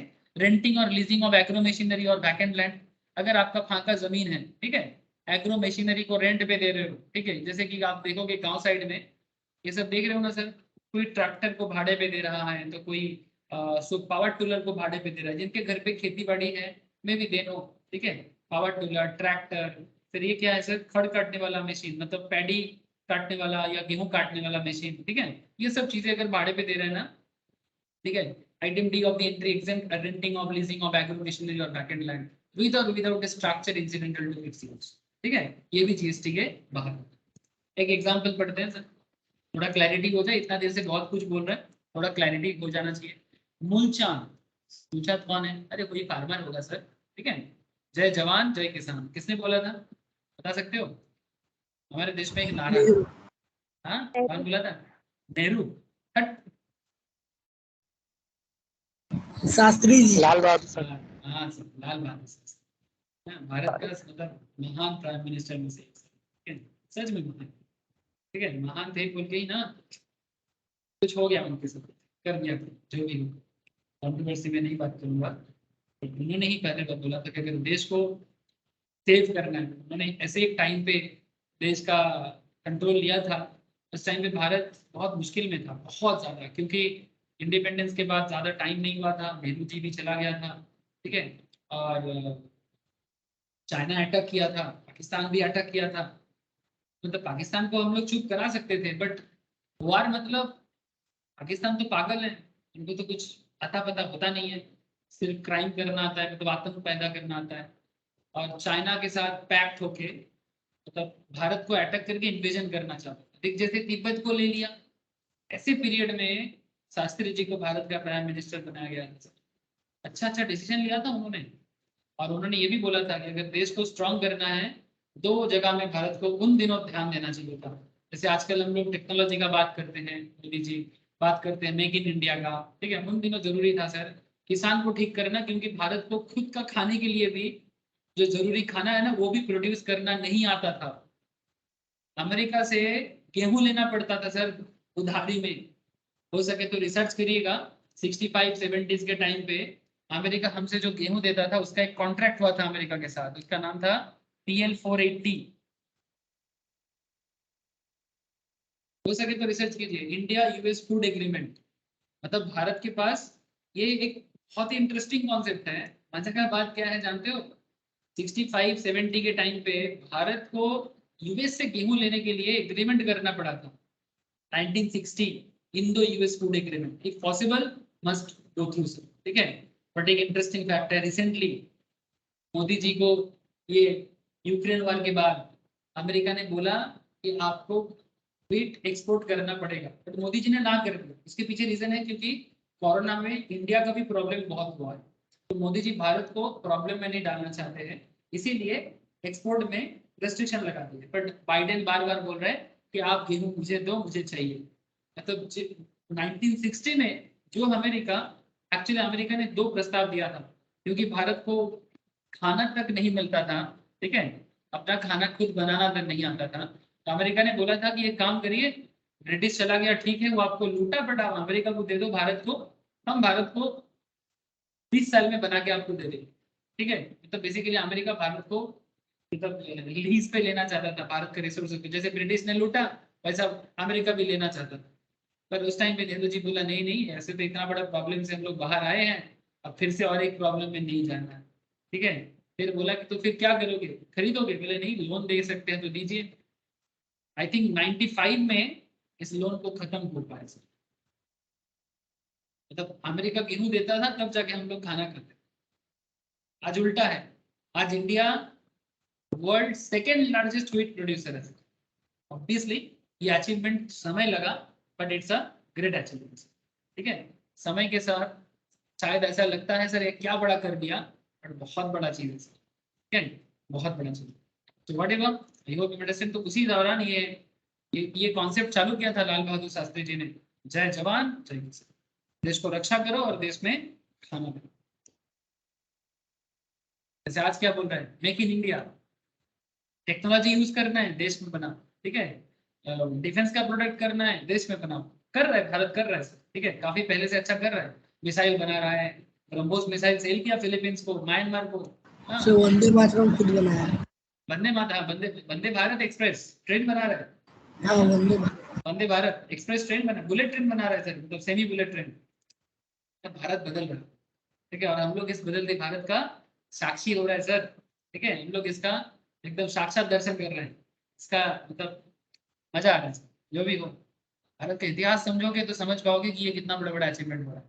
चलो कमियां हैं, पर हमेशा कमियां को नहीं देखना चाहिए, अच्छाई को भी देखना चाहिए कभी कभी। आपकी इसको कमियां देखने में कोई बुराई नहीं है। सर बिहार में रेलवे पटरी चोरी हो गई। बिहार में रेलवे पटरी चोरी हो जाता है। यस हो गई। हाँ मुझे पता है सर। रेलवे पटरी तो छोड़ो, बिहार में इस बार क्या किया, वो जो सर पुल गायब। हाँ, पुल जो होता है ना रोड, इस पर उस पर किया जाता है, पुल रातों रात लोहा का पुल था पूरा गायब। पुलिस साथ दिया है, पुलिस को बोला से हम इंजीनियर हैं, पुल लेने आए हैं, पुलिस की मदद किया, पुल गायब। क्या बोलेंगे सर, छोड़ो आप, बिहार का तो यही प्रॉब्लम है सर। फिर बिहार में प्रॉब्लम है कि स्किल है, सब कुछ है, बट बिहार में ना लोगों के अंदर ना थोड़ा एथिक्स का जरूरत है, ठीक है। कहाँ गायब हो गया पता नहीं। अब इसका भी अलग कहानी है, आई नो कि क्या प्रॉब्लम है बिहार का। जो भारत का शान बान आन सब हुआ करता था उसका, मतलब सम्राट अशोका का जगह का ऐसा हालत क्यों हुआ है, ऐसा नहीं हुआ। तुम लोग देखो, सोचो कुछ, ठीक है, सभी को सोचना पड़ेगा। अच्छा ठीक है चलो। Mulchan has leased out to a farmer Tulsidas a vacant land for agriculture. The land has a greenhouse. Greenhouse जानते हो? Greenhouse क्या होता है? हाँ? Any idea सर greenhouse का? पौधों को लगाते हैं, इसमें सूरज का हीट ट्रैप होता है, हाँ सर, ज्यादा very good. ठंडे इलाकों में रहता है। मतलब एक आर्टिफिशियल कॉन्सेप्ट में पेड़ पौधा बनाया जाता है ना सर?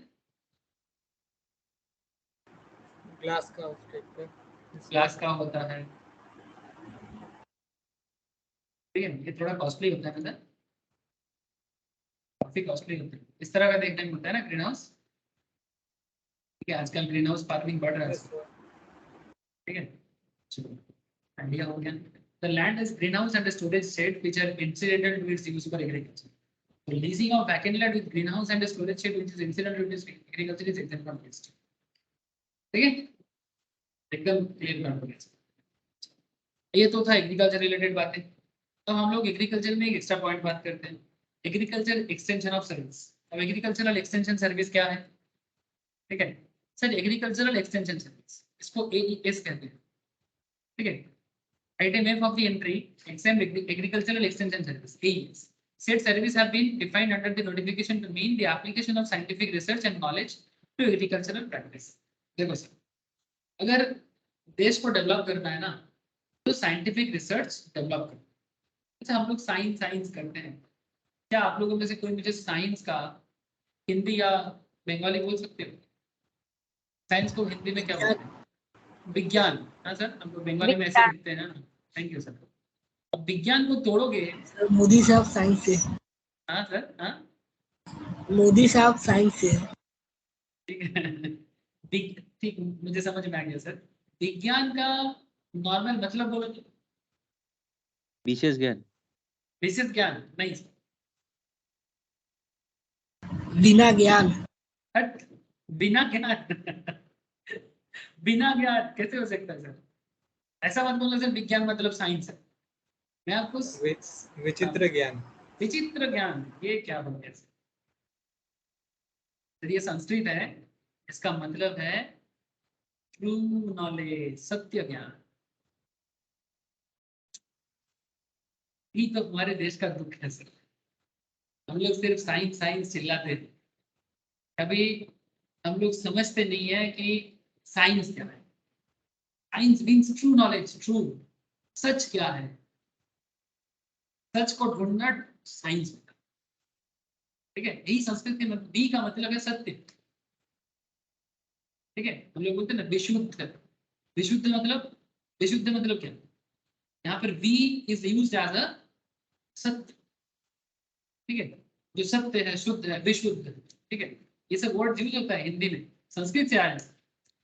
अब पॉइंट इज ट्रू नॉलेज। अब ट्रू नॉलेज यूज करोगे तो जाके कुछ होगा ना। अब साइंस का मतलब क्या, यूरिया यूज करना? हाँ सर, हम लोग यूरिया दे दे के खेती को खत्म कर दे रहे हैं। पता है आपको, जैसे केमिकल केमिकल यूज करते करते शरीर का हालत क्या हो रहा है आजकल? हर लोगों का देखना, घर घर में डायबिटीज, घर घर में थायराइड, घर घर में प्रेशर, है ना, मतलब कॉमन डिजीज हो गया। हाँ, ड्यू टू, कोई बोलेगा सर हेल्थ रीजन है, लेकिन ऐसा कोई इंसान नहीं देखोगे जिसमें रोग नहीं है। ठीक है, क्योंकि बैड फूड हैबिट्स। और सिर्फ वही नहीं सर, जो फूड बनाने का प्रोसेस है, इसमें इतना ज्यादा केमिकलाइजेशन होता है जो देश को खत्म कर रहा है धीरे धीरे। ठीक है, अब सर आप बोलोगे तो फिर सर बिना केमिकल का कैसे बनाए? सर धीरे धीरे हमें ऑर्गेनिक फार्मिंग करना पड़ेगा, लेकिन सर ऑर्गेनिक फार्मिंग में तो टाइम लगता है। सर आपको एक चीज बताएं, यस दैट्स ट्रू कि ऑर्गेनिक फार्मिंग में टाइम लगता है, बट हम लोग सर जल्दबाजी करके थोड़ा भूल कर दिए। क्या हुआ कि इतना ज्यादा केमिकल यूज हो गया ना हमारे देश में, नॉट जस्ट इन इंडिया, ये प्रॉब्लम ग्लोबल है, ये प्रॉब्लम ग्लोबल प्रॉब्लम है, क्योंकि हम लोग केमिकल के थ्रू से जल्दबाजी करके बहुत ज्यादा प्रोडक्शन करने का कोशिश की, और उसके पीछे मेन रीजन था पॉपुलेशन का ओवर क्राउड होना। दैट्स ट्रू, लेकिन जब 1947 में इंडिया का जनसंख्या 50 करोड़ था, ठीक है, तब का हालत, और 2022 में जब इंडिया का पॉपुलेशन 122 करोड़ 140 करोड़ है, इसका हालत में क्या किया जाए? यस, भारत को प्रॉब्लम, भारत क्यों, दुनिया के हर देशों को प्रॉब्लम फेस करना पड़ता है, बट इंडिया जैसे highly populated, densely populated country के लिए और ज्यादा। अब क्या हो रहा है, धीरे धीरे जो लैंड के अंदर का जो जान है ना, वो सूख रहा है। एटलीस्ट फर्स्ट 1 इंच 2 इंच तक, जहां तक मतलब बेसिकली एक पेड़ पौधा बनने के लिए जो मिट्टी का जो जरूरत होता है, वो पूरा केमिकल से खा जा रहे हैं। मतलब इतना केमिकलाइजेशन के कारण अब प्रोडक्शन लेवल में डिटोरिएशन आ रहा है। अब इसको ठीक करने के लिए ऑर्गेनिक वे में लौटने को छोड़ के और कोई उपाय नहीं है। और ये अगर इस टाइम पे हम लोग वापस जाने का कोशिश करना चालू करें रातों रात, जैसे श्रीलंका का प्रॉब्लम हुआ है सर, श्रीलंका भी तो वही प्रॉब्लम में फंसा, केमिकल फार्मिंग से ऑर्गेनिक फार्मिंग में शिफ्ट होने के चक्कर में, और कोरोना आकर उनको पूरा खा लिया। अब फिर भी श्रीलंका 2.5 करोड़ पॉपुलेशन है सर, छोटा सा कंट्री है, 2.5 करोड़ पॉपुलेशन लेके भी संभाल नहीं पाया। इंडिया 140 करोड़ की देश है सर। तो अब ये जो करंट स्टैटिस्टिक्स है, इसके हिसाब से कि जिस तरह का हालत चल रहा है, 2050 तक आधा से ज्यादा दुनिया फूड क्राइसिस में आ जाएगा सर। और ये क्राइसिस ऑलरेडी स्टार्ट हो चुका है, जैसे कि श्रीलंका, जैसे कि तुर्की। ठीक है, तुर्की की सिचुएशन खराब है, जैसे कि मिडिल ईस्टर्न कंट्रीज, जैसे कि सीरिया, लेबनान जैसा एरिया। लेबनान में तो सर पीने का पानी तक प्रॉपरली नहीं मिल रहा। ठीक है, African Nations, highly highly dangerous situations create हो रहा है। क्यों? ड्यू टू बैड, मतलब बैड मैनेजमेंट। ठीक है, एग्रीकल्चर में। और इंडिया जैसा कंट्री जो एग्रीकल्चर, अच्छा अफ्रीकन मिट्टी खराब है क्या? नहीं, लेकिन यहाँ तो लैक ऑफ नॉलेज और है ना, यहाँ तो नॉलेज लैक और है, इंडिया फिर भी एजुकेटेड हुआ है, ठीक है।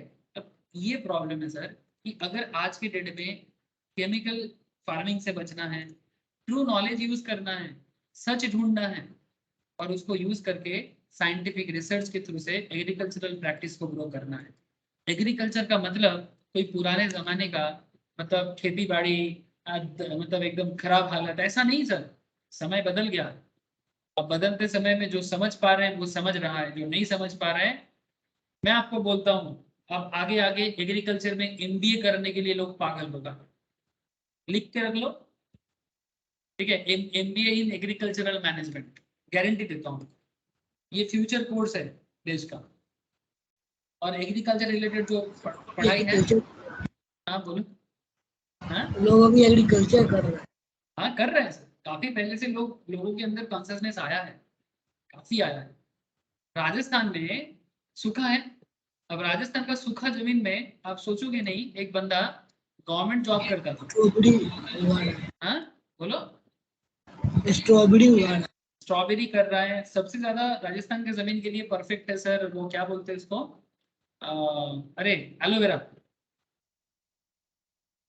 एलोवेरा, एलोवेरा से जो एलोवेरा जेल आता है, फॉरेन में क्या मार्केट है सर, क्योंकि इंडियन आयुर्वेद प्रोडक्ट का, ठीक है, आयुर्वेद प्रोडक्ट का वर्ल्ड में इंटरनेशनल मार्केट में बहुत बड़ा मार्केट है। हम Indians foreign market, foreign product use करने के लिए पागल होते हैं क्योंकि टीवी एडवर्टाइजमेंट देखते हैं, खुद का आयुर्वेद भूल गए। लेकिन American market, European market, they just love our product. Ayurvedic product high price में वर्ल्ड मार्केट में बिकता है, ठीक है। इंडियन योगा, ठीक है, योगा को मैं लास्ट दिन बोला था, आज और नहीं बोलूंगा। अब एलोवेरा जूस बना के, एलोवेरा जेल बना के कॉस्मेटिक कंपनीज ले रहा है। एक बंदा गवर्नमेंट जॉब छोड़ के जैसलमेर बीकानेर का सूखा जमीन में, सूखा जमीन में जहां जिसको रेगिस्तान बोलते हैं सर, थोड़ा बहुत कांटा जैसा होता है ना, मतलब जो क्या बोलेंगे उसको, लाइक बावला पेड़ ऐसा होता है ना, वैसा पेड़ जहां बनता है वहां पर एलोवेरा बना रहा है। और इसमें क्या कर रहा है, साइंटिफिक रिसर्च कर रहा है। अब मिट्टी देख के समझ रहे हो सर, सूखा है, पेड़ होता है यहाँ पर, बट जो थोड़ा कांटा टाइप का जिसमें पानी कम लगता है, ठीक है, लेकिन ऐसा पेड़ की जरूरत है, और ऐसा पेड़ का खेती करके करोड़ों कमा रहे हैं। इट्स पॉसिबल, इट्स पॉसिबल, ठीक है। मेरा जमीन तो सूखा है, आपको पता है ये कोलकाता में, ठीक है, बहुत मारवाड़ी लोग रहते हैं, और not just in Kolkata, India के अलग अलग जगह में देखोगे तो मारवाड़ी भर भर के। आप लोगों को पता है मैम भी, ठीक है, मारवाड़ी है। तो एक्चुअली मैम के साथ मेरा बात हो रहा था कि मैं उनको पूछ रहा था कि भाई आप लोग राजस्थान से क्यों आए थे, ठीक है। तो फिर मुझे पता चला, तो मैम बोले थे मेरे को उतना पता नहीं है, हम लोग ऐसे फ्रेंड है, तो फिर मतलब बाद में शादी वगैरह वो अलग चीज, लेकिन जब हम लोग छोटे थे तो हम लोग बात करते थे, भाई तुम लोग राजस्थान से इधर क्यों आए, राजस्थान में सुना इतना राजाओं का जगह है। हाँ, बोले राजाओं का जगह है, पर एक टाइम पे जब सूखा पड़ गया था और जब इंडिया में इलिटरेसी भर गया था, राजस्थान से लोग भागा भागा भागा भागा अलग अलग जगह में फैल गया। और प्रॉब्लम ये था कि नॉलेज इतना लैग हो गया था कि उनको समझ में नहीं आ रहा था कि इस जमीन में क्या किया जाए। लेकिन अभी देखो उतना लोग भागते नहीं है, अब उल्टा हो गया। अब जो लोग अपना जगह छोड़ के चला गया था ना, वो अपना जगह में वापस लौट रहा है। अब इतना ज्यादा माइग्रेशन नहीं होता है राजस्थान से, जितना राजस्थान जितना माइग्रेशन आज से 100 साल, 200 साल, 300 साल, 400 साल पहले हुआ था, क्योंकि लोगों को वो ट्रू नॉलेज आ रहा है कि भाई हमारा सूखा जमीन भी कुछ काम का है, ठीक है। तो उसमें क्या हो सकता है, वो साइंटिफिक रिसर्च कर रहे हैं। रिसेंटली मोदी जी ने एक काफी अच्छा कॉन्सेप्ट बनाया, हर जिला के लिए एक सॉइल टेस्टिंग सेंटर बनाया। सॉइल टेस्टिंग सेंटर क्या है, जिसमें कौन सी सॉइल में कौन सा चीज अच्छा बनेगा उसके हिसाब से खेती करना। It's a very interesting concept. The main objective of agriculture extension service is transmit latest technical know how, ठीक है, नो हाउ मतलब फॉर्मूला है। It also focuses on enhancing farmers knowledge about crop techniques, ठीक है, and help them to increase productivity. This is done through training courses, Kisan call centres, farm visits, farm trials, Kisan Mela, Kisan club, advisory bulletins and the like. एक new area बन रहा है sir, एक new area बन रहा है। और अपना प्रोडक्ट बनाने के बाद उसको मार्केट करने के लिए, उसको मार्केट करने के लिए गवर्नमेंट की तरफ से मार्केटिंग कमिटी भी डेवलप किया गया है, इसका नाम भी दिया गया sir APMC, agricultural produce marketing committee services. Site में जाओगे तो दिखेगा और अच्छे से। बहुत सारा चीज है सर, लेकिन ये सब नॉलेज स्प्रेड नहीं किया जाता, पता नहीं क्यों। न्यूज चैनल वाले कितना सारा चीज उल्टा सीधा दिखाते रहते सारा दिन, कभी जरूरी चीज भी लोगों को दिखाए, पता तो चले दुनिया में हो क्या रहा है। ये देखो सर, APMC enam.government.in के नाम पे चलता है, ठीक है। देखो इसके अंदर क्या है, नेशनल एग्रीकल्चरल मार्केट, इसीलिए नाम है ई नाम, ठीक है। अब ये APMC है, दिखाई दे रहे हैं आप लोगों को, जानकारी ले लो सर। इसमें आपको क्या मिलेगा,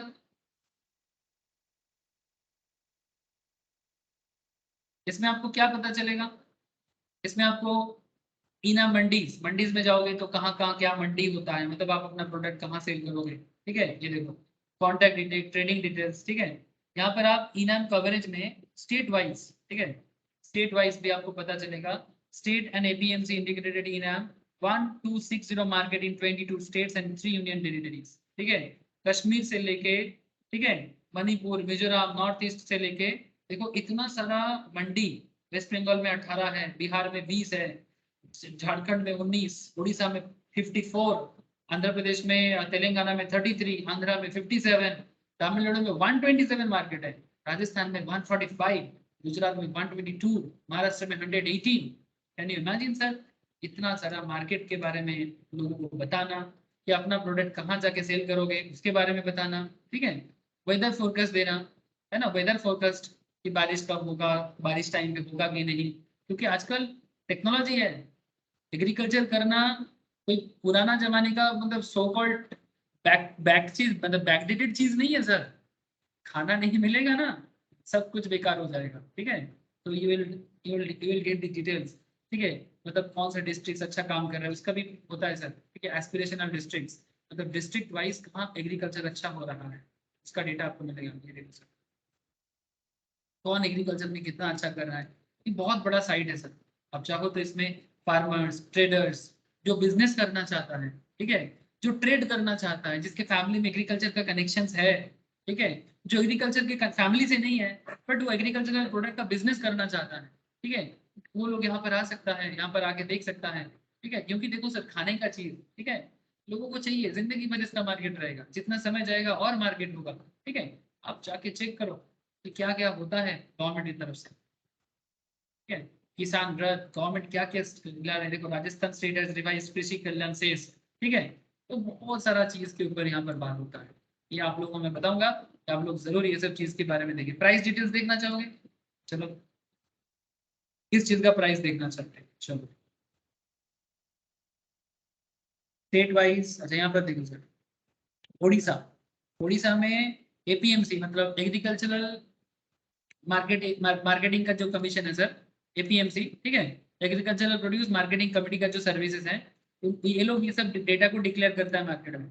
ओडिशा में नीमापाड़ा बोल के जो APMC है, वहां पर मार्केट का क्या कमोडिटी है, मतलब इसमें आपको ये भी पता चल रहा है सर कि कहाँ पर कौन सा चीज प्रोड्यूस होता है। तो नीमापाड़ा बीटल लीव्स के लिए जाने जाते हैं, तभी तो वहां पर बीटल लीव्स का मार्केट आइडिया आपको दे रहा है सर, ठीक है। मिनिमम प्राइस 1, ठीक है, model price 1, maximum price 1, commodity arrivals 3,69,000। देखो सर, मुझे एग्जैक्टली एग्रीकल्चर में इसका क्या कॉन्सेप्ट है मुझे एग्जैक्टली नॉलेज नहीं है, बट इतना मैं बोल सकता हूँ कि आप आइडिया ले सकते हो। जो नॉलेज रखता है वो समझ जाएगा कि क्या बात कर रहा है। राजस्थान उदयपुर में कोकोनट का, महाराष्ट्र आठपड़ी में पोमेन ग्रेट, ठीक है, पोमेन ग्रेट मतलब वो जिसको हम लोग अनार या बेदाना बोलते हैं, हरियाणा में जिंद में पैडी बासमती का, ठीक है। अलग अलग यहाँ पर स्टेट वाइज, स्टेट के अंदर अगर मैं अपना अपना स्टेट वेस्ट बंगाल कहाँ है, इधर है APMC, देखो सर, बागदा, कालना, गंगानगर, सिलीगुड़ी, सेवड़ाफुली, पांसकुड़ा, ये मेरे नेटिव के पास है। क्या कमोडिटी चाहिए पांसकुड़ा बाजार से, पता नहीं सर, अभी सिलेक्ट नहीं हो रहा है, जो भी हो पॉसिबल है, दिस इज पॉसिबल सर। आप हर चीज के बारे में जानकारी ले सकते हैं, कहाँ क्या मिल रहा है, क्या रेट चल रहा है, ईच एंड एवरीथिंग आपके हाथ के साथ। This is agriculture produce marketing committee service, ठीक है। इसका भी जो सर्विसेज है ये भी GST पर्व के बाहर। तो service by an agriculture produce marketing committee और board of service provided by a commission agent for sale और purchase of agricultural produce are not liable to GST. So agricultural produce marketing committee, that is APMC committee or board, means any committee or board set up under a state law for the time being in force or for the purpose of regulating marketing for agricultural. Such marketing committee or board have been set up in most of the states and provide a variety of support services for facilitating the marketing of agricultural produce by provision of facilities and amenities like shades, water, light, electricity, grading facility. Okay, they also take measures of prevention of sale or purchase of agricultural produce below the minimum support price. ठीक है, ये minimum support price को लेके बहुत बड़ा राजनीति है sir. ठीक है, लास्ट ईयर 2020 में, ठीक है, कोरोना पीरियड में गवर्नमेंट ऑफ इंडिया ने एक एग्रीकल्चरल बिल लाया, ठीक है, फार्म बिल. उसमें इसी पॉइंट को लेके बहुत ज्यादा बात हुआ था सर कि जो minimum support price government subsidise करने चलता है. तो करंट गवर्नमेंट का मानना है कि ये सब मिनिमम सपोर्ट प्राइस लेवल को जितना हो सके कम कर दो और मार्केट को ओपन करो.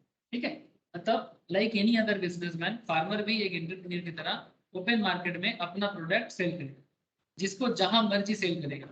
अगर उड़ीसा के फार्मर्स को लगता है कि वेस्ट बंगाल में मुझे ज्यादा अच्छा दाम मिलेगा तो वो अपना प्रोडक्ट सेल करने में वेस्ट बंगाल आता है. ठीक है, मतलब ओपन मार्केट में. अगर वेस्ट बंगाल के फार्मर्स को लगता है कि हमें उड़ीसा में अच्छा दाम मिलेगा तो अपना प्रोडक्ट लेके वो उड़ीसा में आ जाए, समथिंग लाइक दैट. या फिर ऐसा भी सोच सकते हो कि अगर किसी को लगता है कि फॉरेन मार्केट में, हाँ विद सम रेस्ट्रिक्शंस, ऐसा नहीं कि देश को भूखा रख के आप एक्स्ट्रा पैसा के लिए कहीं पर भी बेच दोगे, वो रेस्ट्रिक्शन गवर्नमेंट के हाथ में रहेगा, लेकिन ओपन मार्केट में बिजनेस को लाओ. मतलब मार्केट में डिमांड सप्लाई का जो गैप है इसमें गवर्नमेंट कंट्रोलिंग नहीं रहेगा. मतलब करेंटली क्या होता है, ज्यादातर केस में गवर्नमेंट किसानों से ये सब चीजें खरीदता है, फिर उसमें एक मिनिमम सपोर्ट प्राइस देके किसानों को देता है. इसमें किसान एक मिनिमम प्राइस में ही उनको सेटल हो जाना पड़ता है.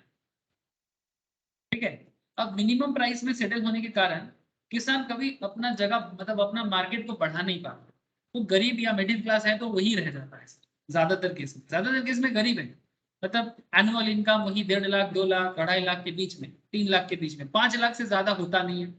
तो किसान को बढ़ने का जगह नहीं मिलता. तो करंट गवर्नमेंट का मानना है with some restriction in some areas, but maximum agricultural concept को नॉर्मल बिजनेस की तरह कर दिया जाए. इससे क्या होगा, मार्केट में एक proper demand supply situations create होगा, किसानों को अपना प्रोडक्ट का सही दाम मिलेगा और इसमें किसान को भी बढ़ने का मौका मिलेगा. ठीक है, लेकिन ये बात बहुत सारे लोगों को, ऑपोजिशन वाले को पसंद नहीं आया, स्पेशली हरियाणा पंजाब के किसानों को पसंद नहीं आया. बहुत बड़ा झमेला भी हुआ है ना, लगातार करीब 6 महीने से आंदोलन चला, 1 साल भी बोल सकते हैं. ठीक है, so that's a different story, but I hope you understand. ये मतलब मिनिमम सपोर्ट प्राइस, ठीक है, इसको लेके काफी बवाल हुआ है सबके साथ. ठीक है, तो ये जो भी करता है मार्केटिंग कम्युनिटी के थ्रू से होता है, collect market fees, licence fees, range etcetera. हाँ बोलो सर, कोई कुछ कहना चाहते हो क्या?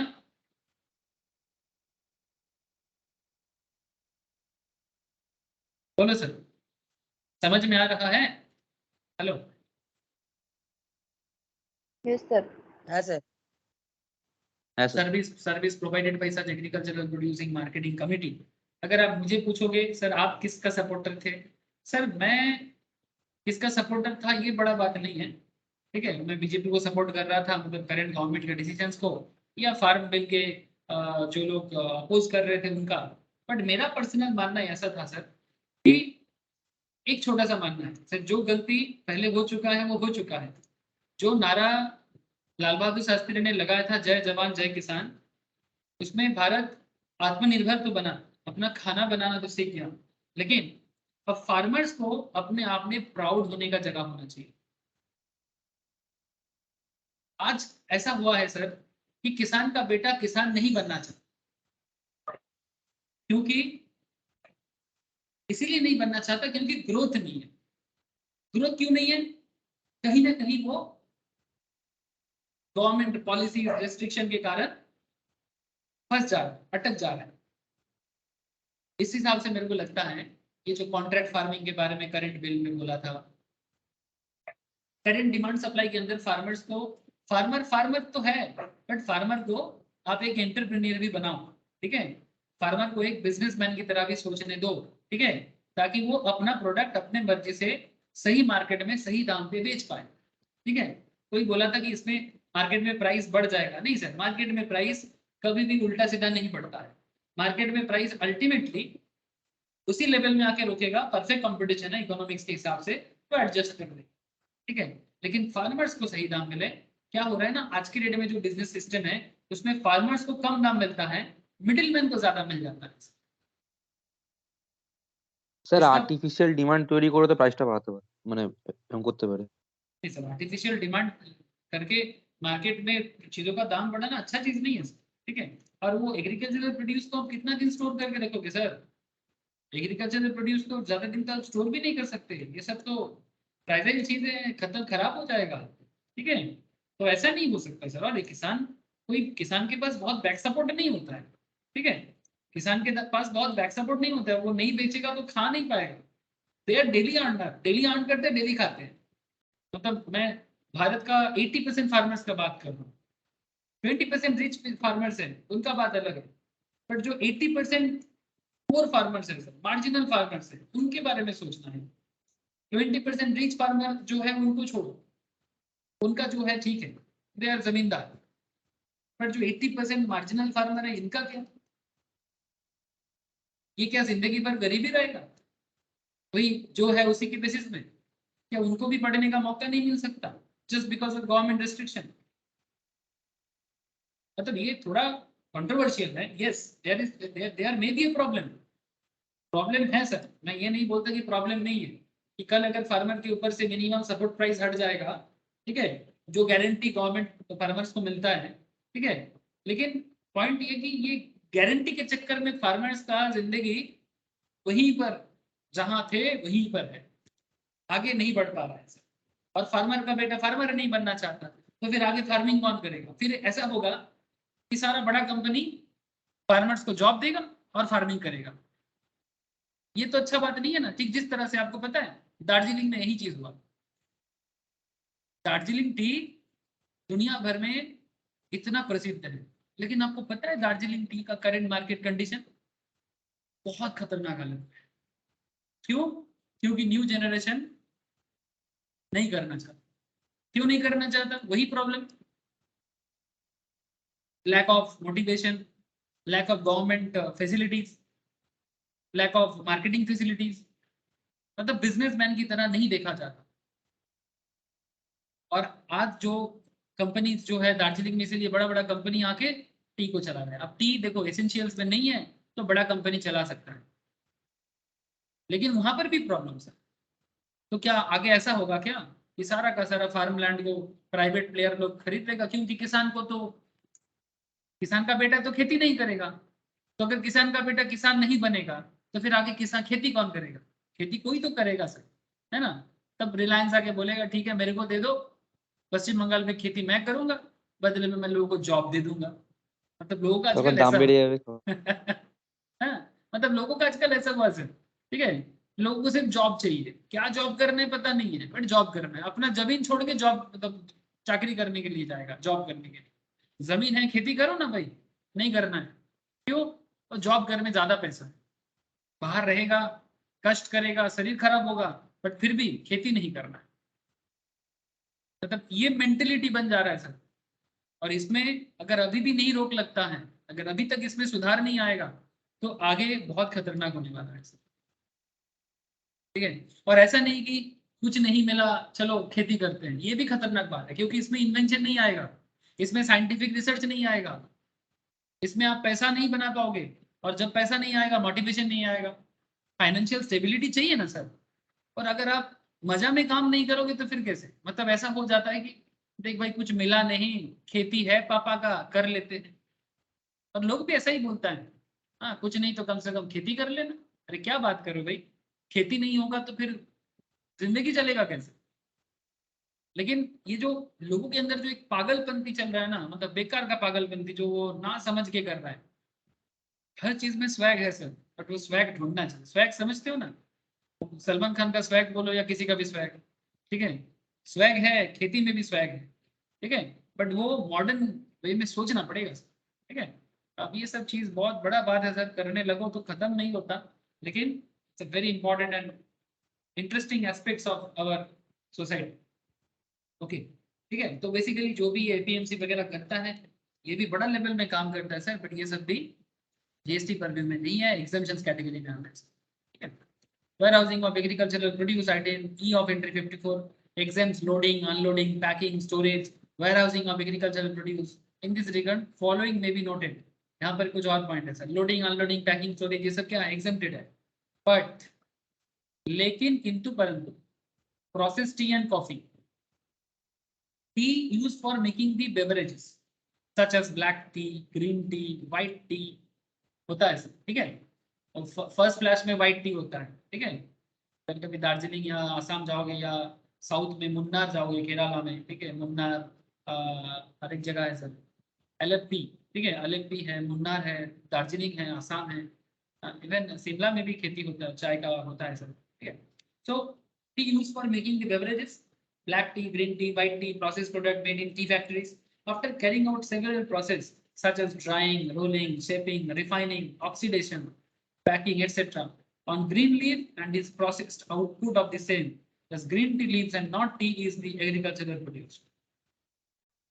ग्रीन टी लीव्स को एग्रीकल्चरल प्रोड्यूस माना जाता है, पर जो टी हम लोग जानते हैं, मतलब जिसको ब्लैक टी भी बोलते हैं हम लोग, ठीक है, ये एग्रीकल्चरल प्रोड्यूस नहीं, ठीक है। Green tea leaves and not tea is agricultural produce eligible for exemption under section 54. Where such exemption is available for loading, unloading, packing, storage or warehousing of agricultural produce. Same is in the case of coffee obtained after processing of coffee beans. ठीक है, तो ये बात ध्यान रखना। Jaggery के case में गन्ना से जब जैगरी बनता है, मतलब शुगर केन से जो जैगरी बनाया जाता है, processing of sugar cane into jaggery changes its essential character, thus jaggery is also not as agricultural produce. Jaggery is not agricultural produce because गन्ना को प्रोसेस करके जैगरी बनता है, ठीक है, तो वो एग्रीकल्चरल प्रोड्यूस नहीं।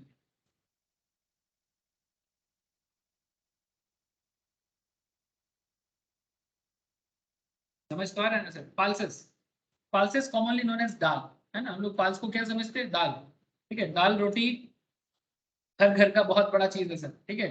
बंगाल में बोलते हैं दाल भात, और बिहार यूपी में बोलते हैं दाल रोटी खा के जिंदा रहो, ठीक है। बिहारी दाल रोटी बिना पागल हो जाएगा, बंगाली दाल भात बिना पागल हो जाएगा। ऐसे बंगाल में दूध भात का भी रिवाज है, बट दाल भात इज आल्सो देयर। तो पल्सेस कॉमनली नोन एज दाल। 2014 में एक दाल होता है ना, तूर दाल, ठीक है, या अरहर भी बोलते हैं। अरहर दाल का दाम 250 टका 300 टका केजी हो गया था, बिहार में बवाल हो गया था, बिहार यूपी में, क्योंकि अरहर और तूर दाल का यूज बिहार यूपी में बहुत होता है, ठीक है। सो दैट्स व्हाई पागल हो गया था। Pulses commonly known as dal are obtained after dehusking or splitting or both, है ना, तो वो अलग किया, छिलका होता है, छिलका को अलग किया जाता है। The process of dehusking or splitting is usually not carried out by farmers, ठीक है, or at farm level, but by the pulse miller, ये मिल में होता है। Therefore, pulses जो dehusked और split होता है are also not agricultural produce.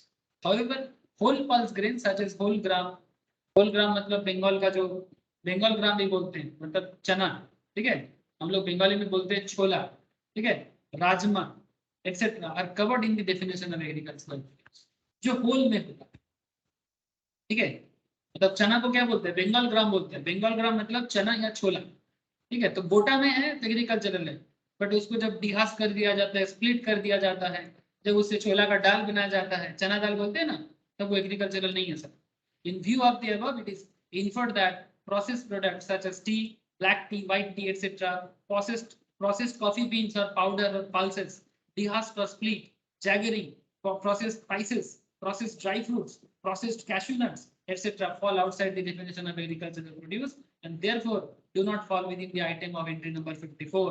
और अगर वो एंट्री 54 में नहीं है, इसका मतलब उस पे जीएसटी लग सकता है, मतलब चांसेस, ठीक है सर, समझ में आ रहा है ना सर। एंट्री 55 कस्टम मिलिंग और paddy into rice, custom milling और ऑफ पैडी इनटू राइस, मतलब पैडी को, मतलब धान को चावल बनाना, मतलब धान होता है ना पैडी, पैडी से हम लोग चावल को अलग करते हैं। तो carrying out an intermediate production process as job work in relation to cultivation of plants and rearing of all life forms of animal except horses, वही बात एक बार बार बोल रहा है। तो milling of paddy is not an intermediate production process, paddy को मिलिंग करना इंटरमीडिएट प्रोसेस नहीं है in relation to cultivation of plants, it is a process carried out after the process of cultivation.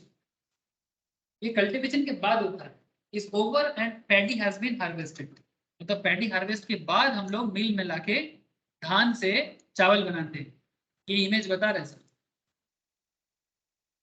Further processing of paddy into rice is not usually carried out by cultivators, ये farmer नहीं करता but ये rice mill वाले करते हैं, ठीक है।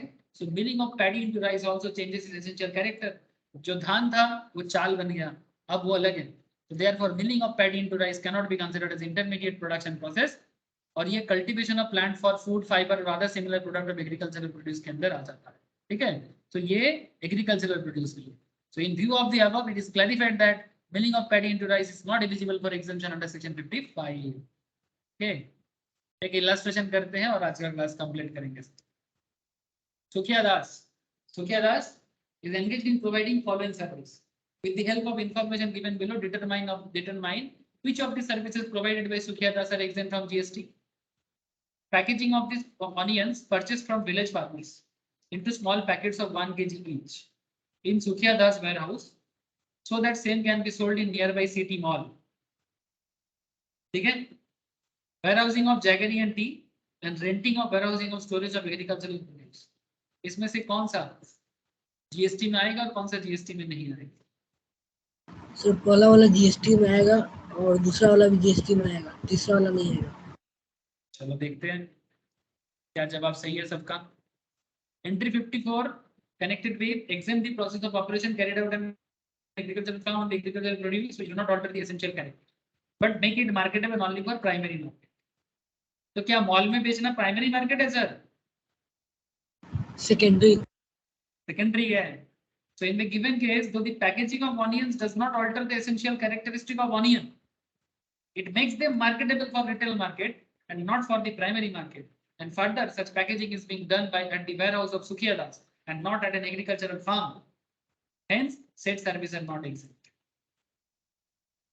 ठीक है, इसमें GST लगाया जा सकता है।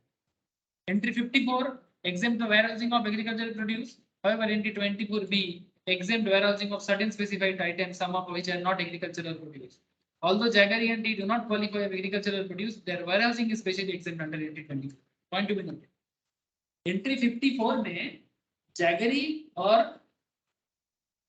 and tea को agricultural produce नहीं माना गया, लेकिन 24B के तहत जैगरी और टी जैसे चीजों को वेयरहाउस करना एग्जेम्प्ट कैटेगरी में रखा गया, याद रखिएगा, ठीक है। ये थोड़ा एक्सेप्शनल पॉइंट था। और लास्ट वाला पॉइंट क्या था?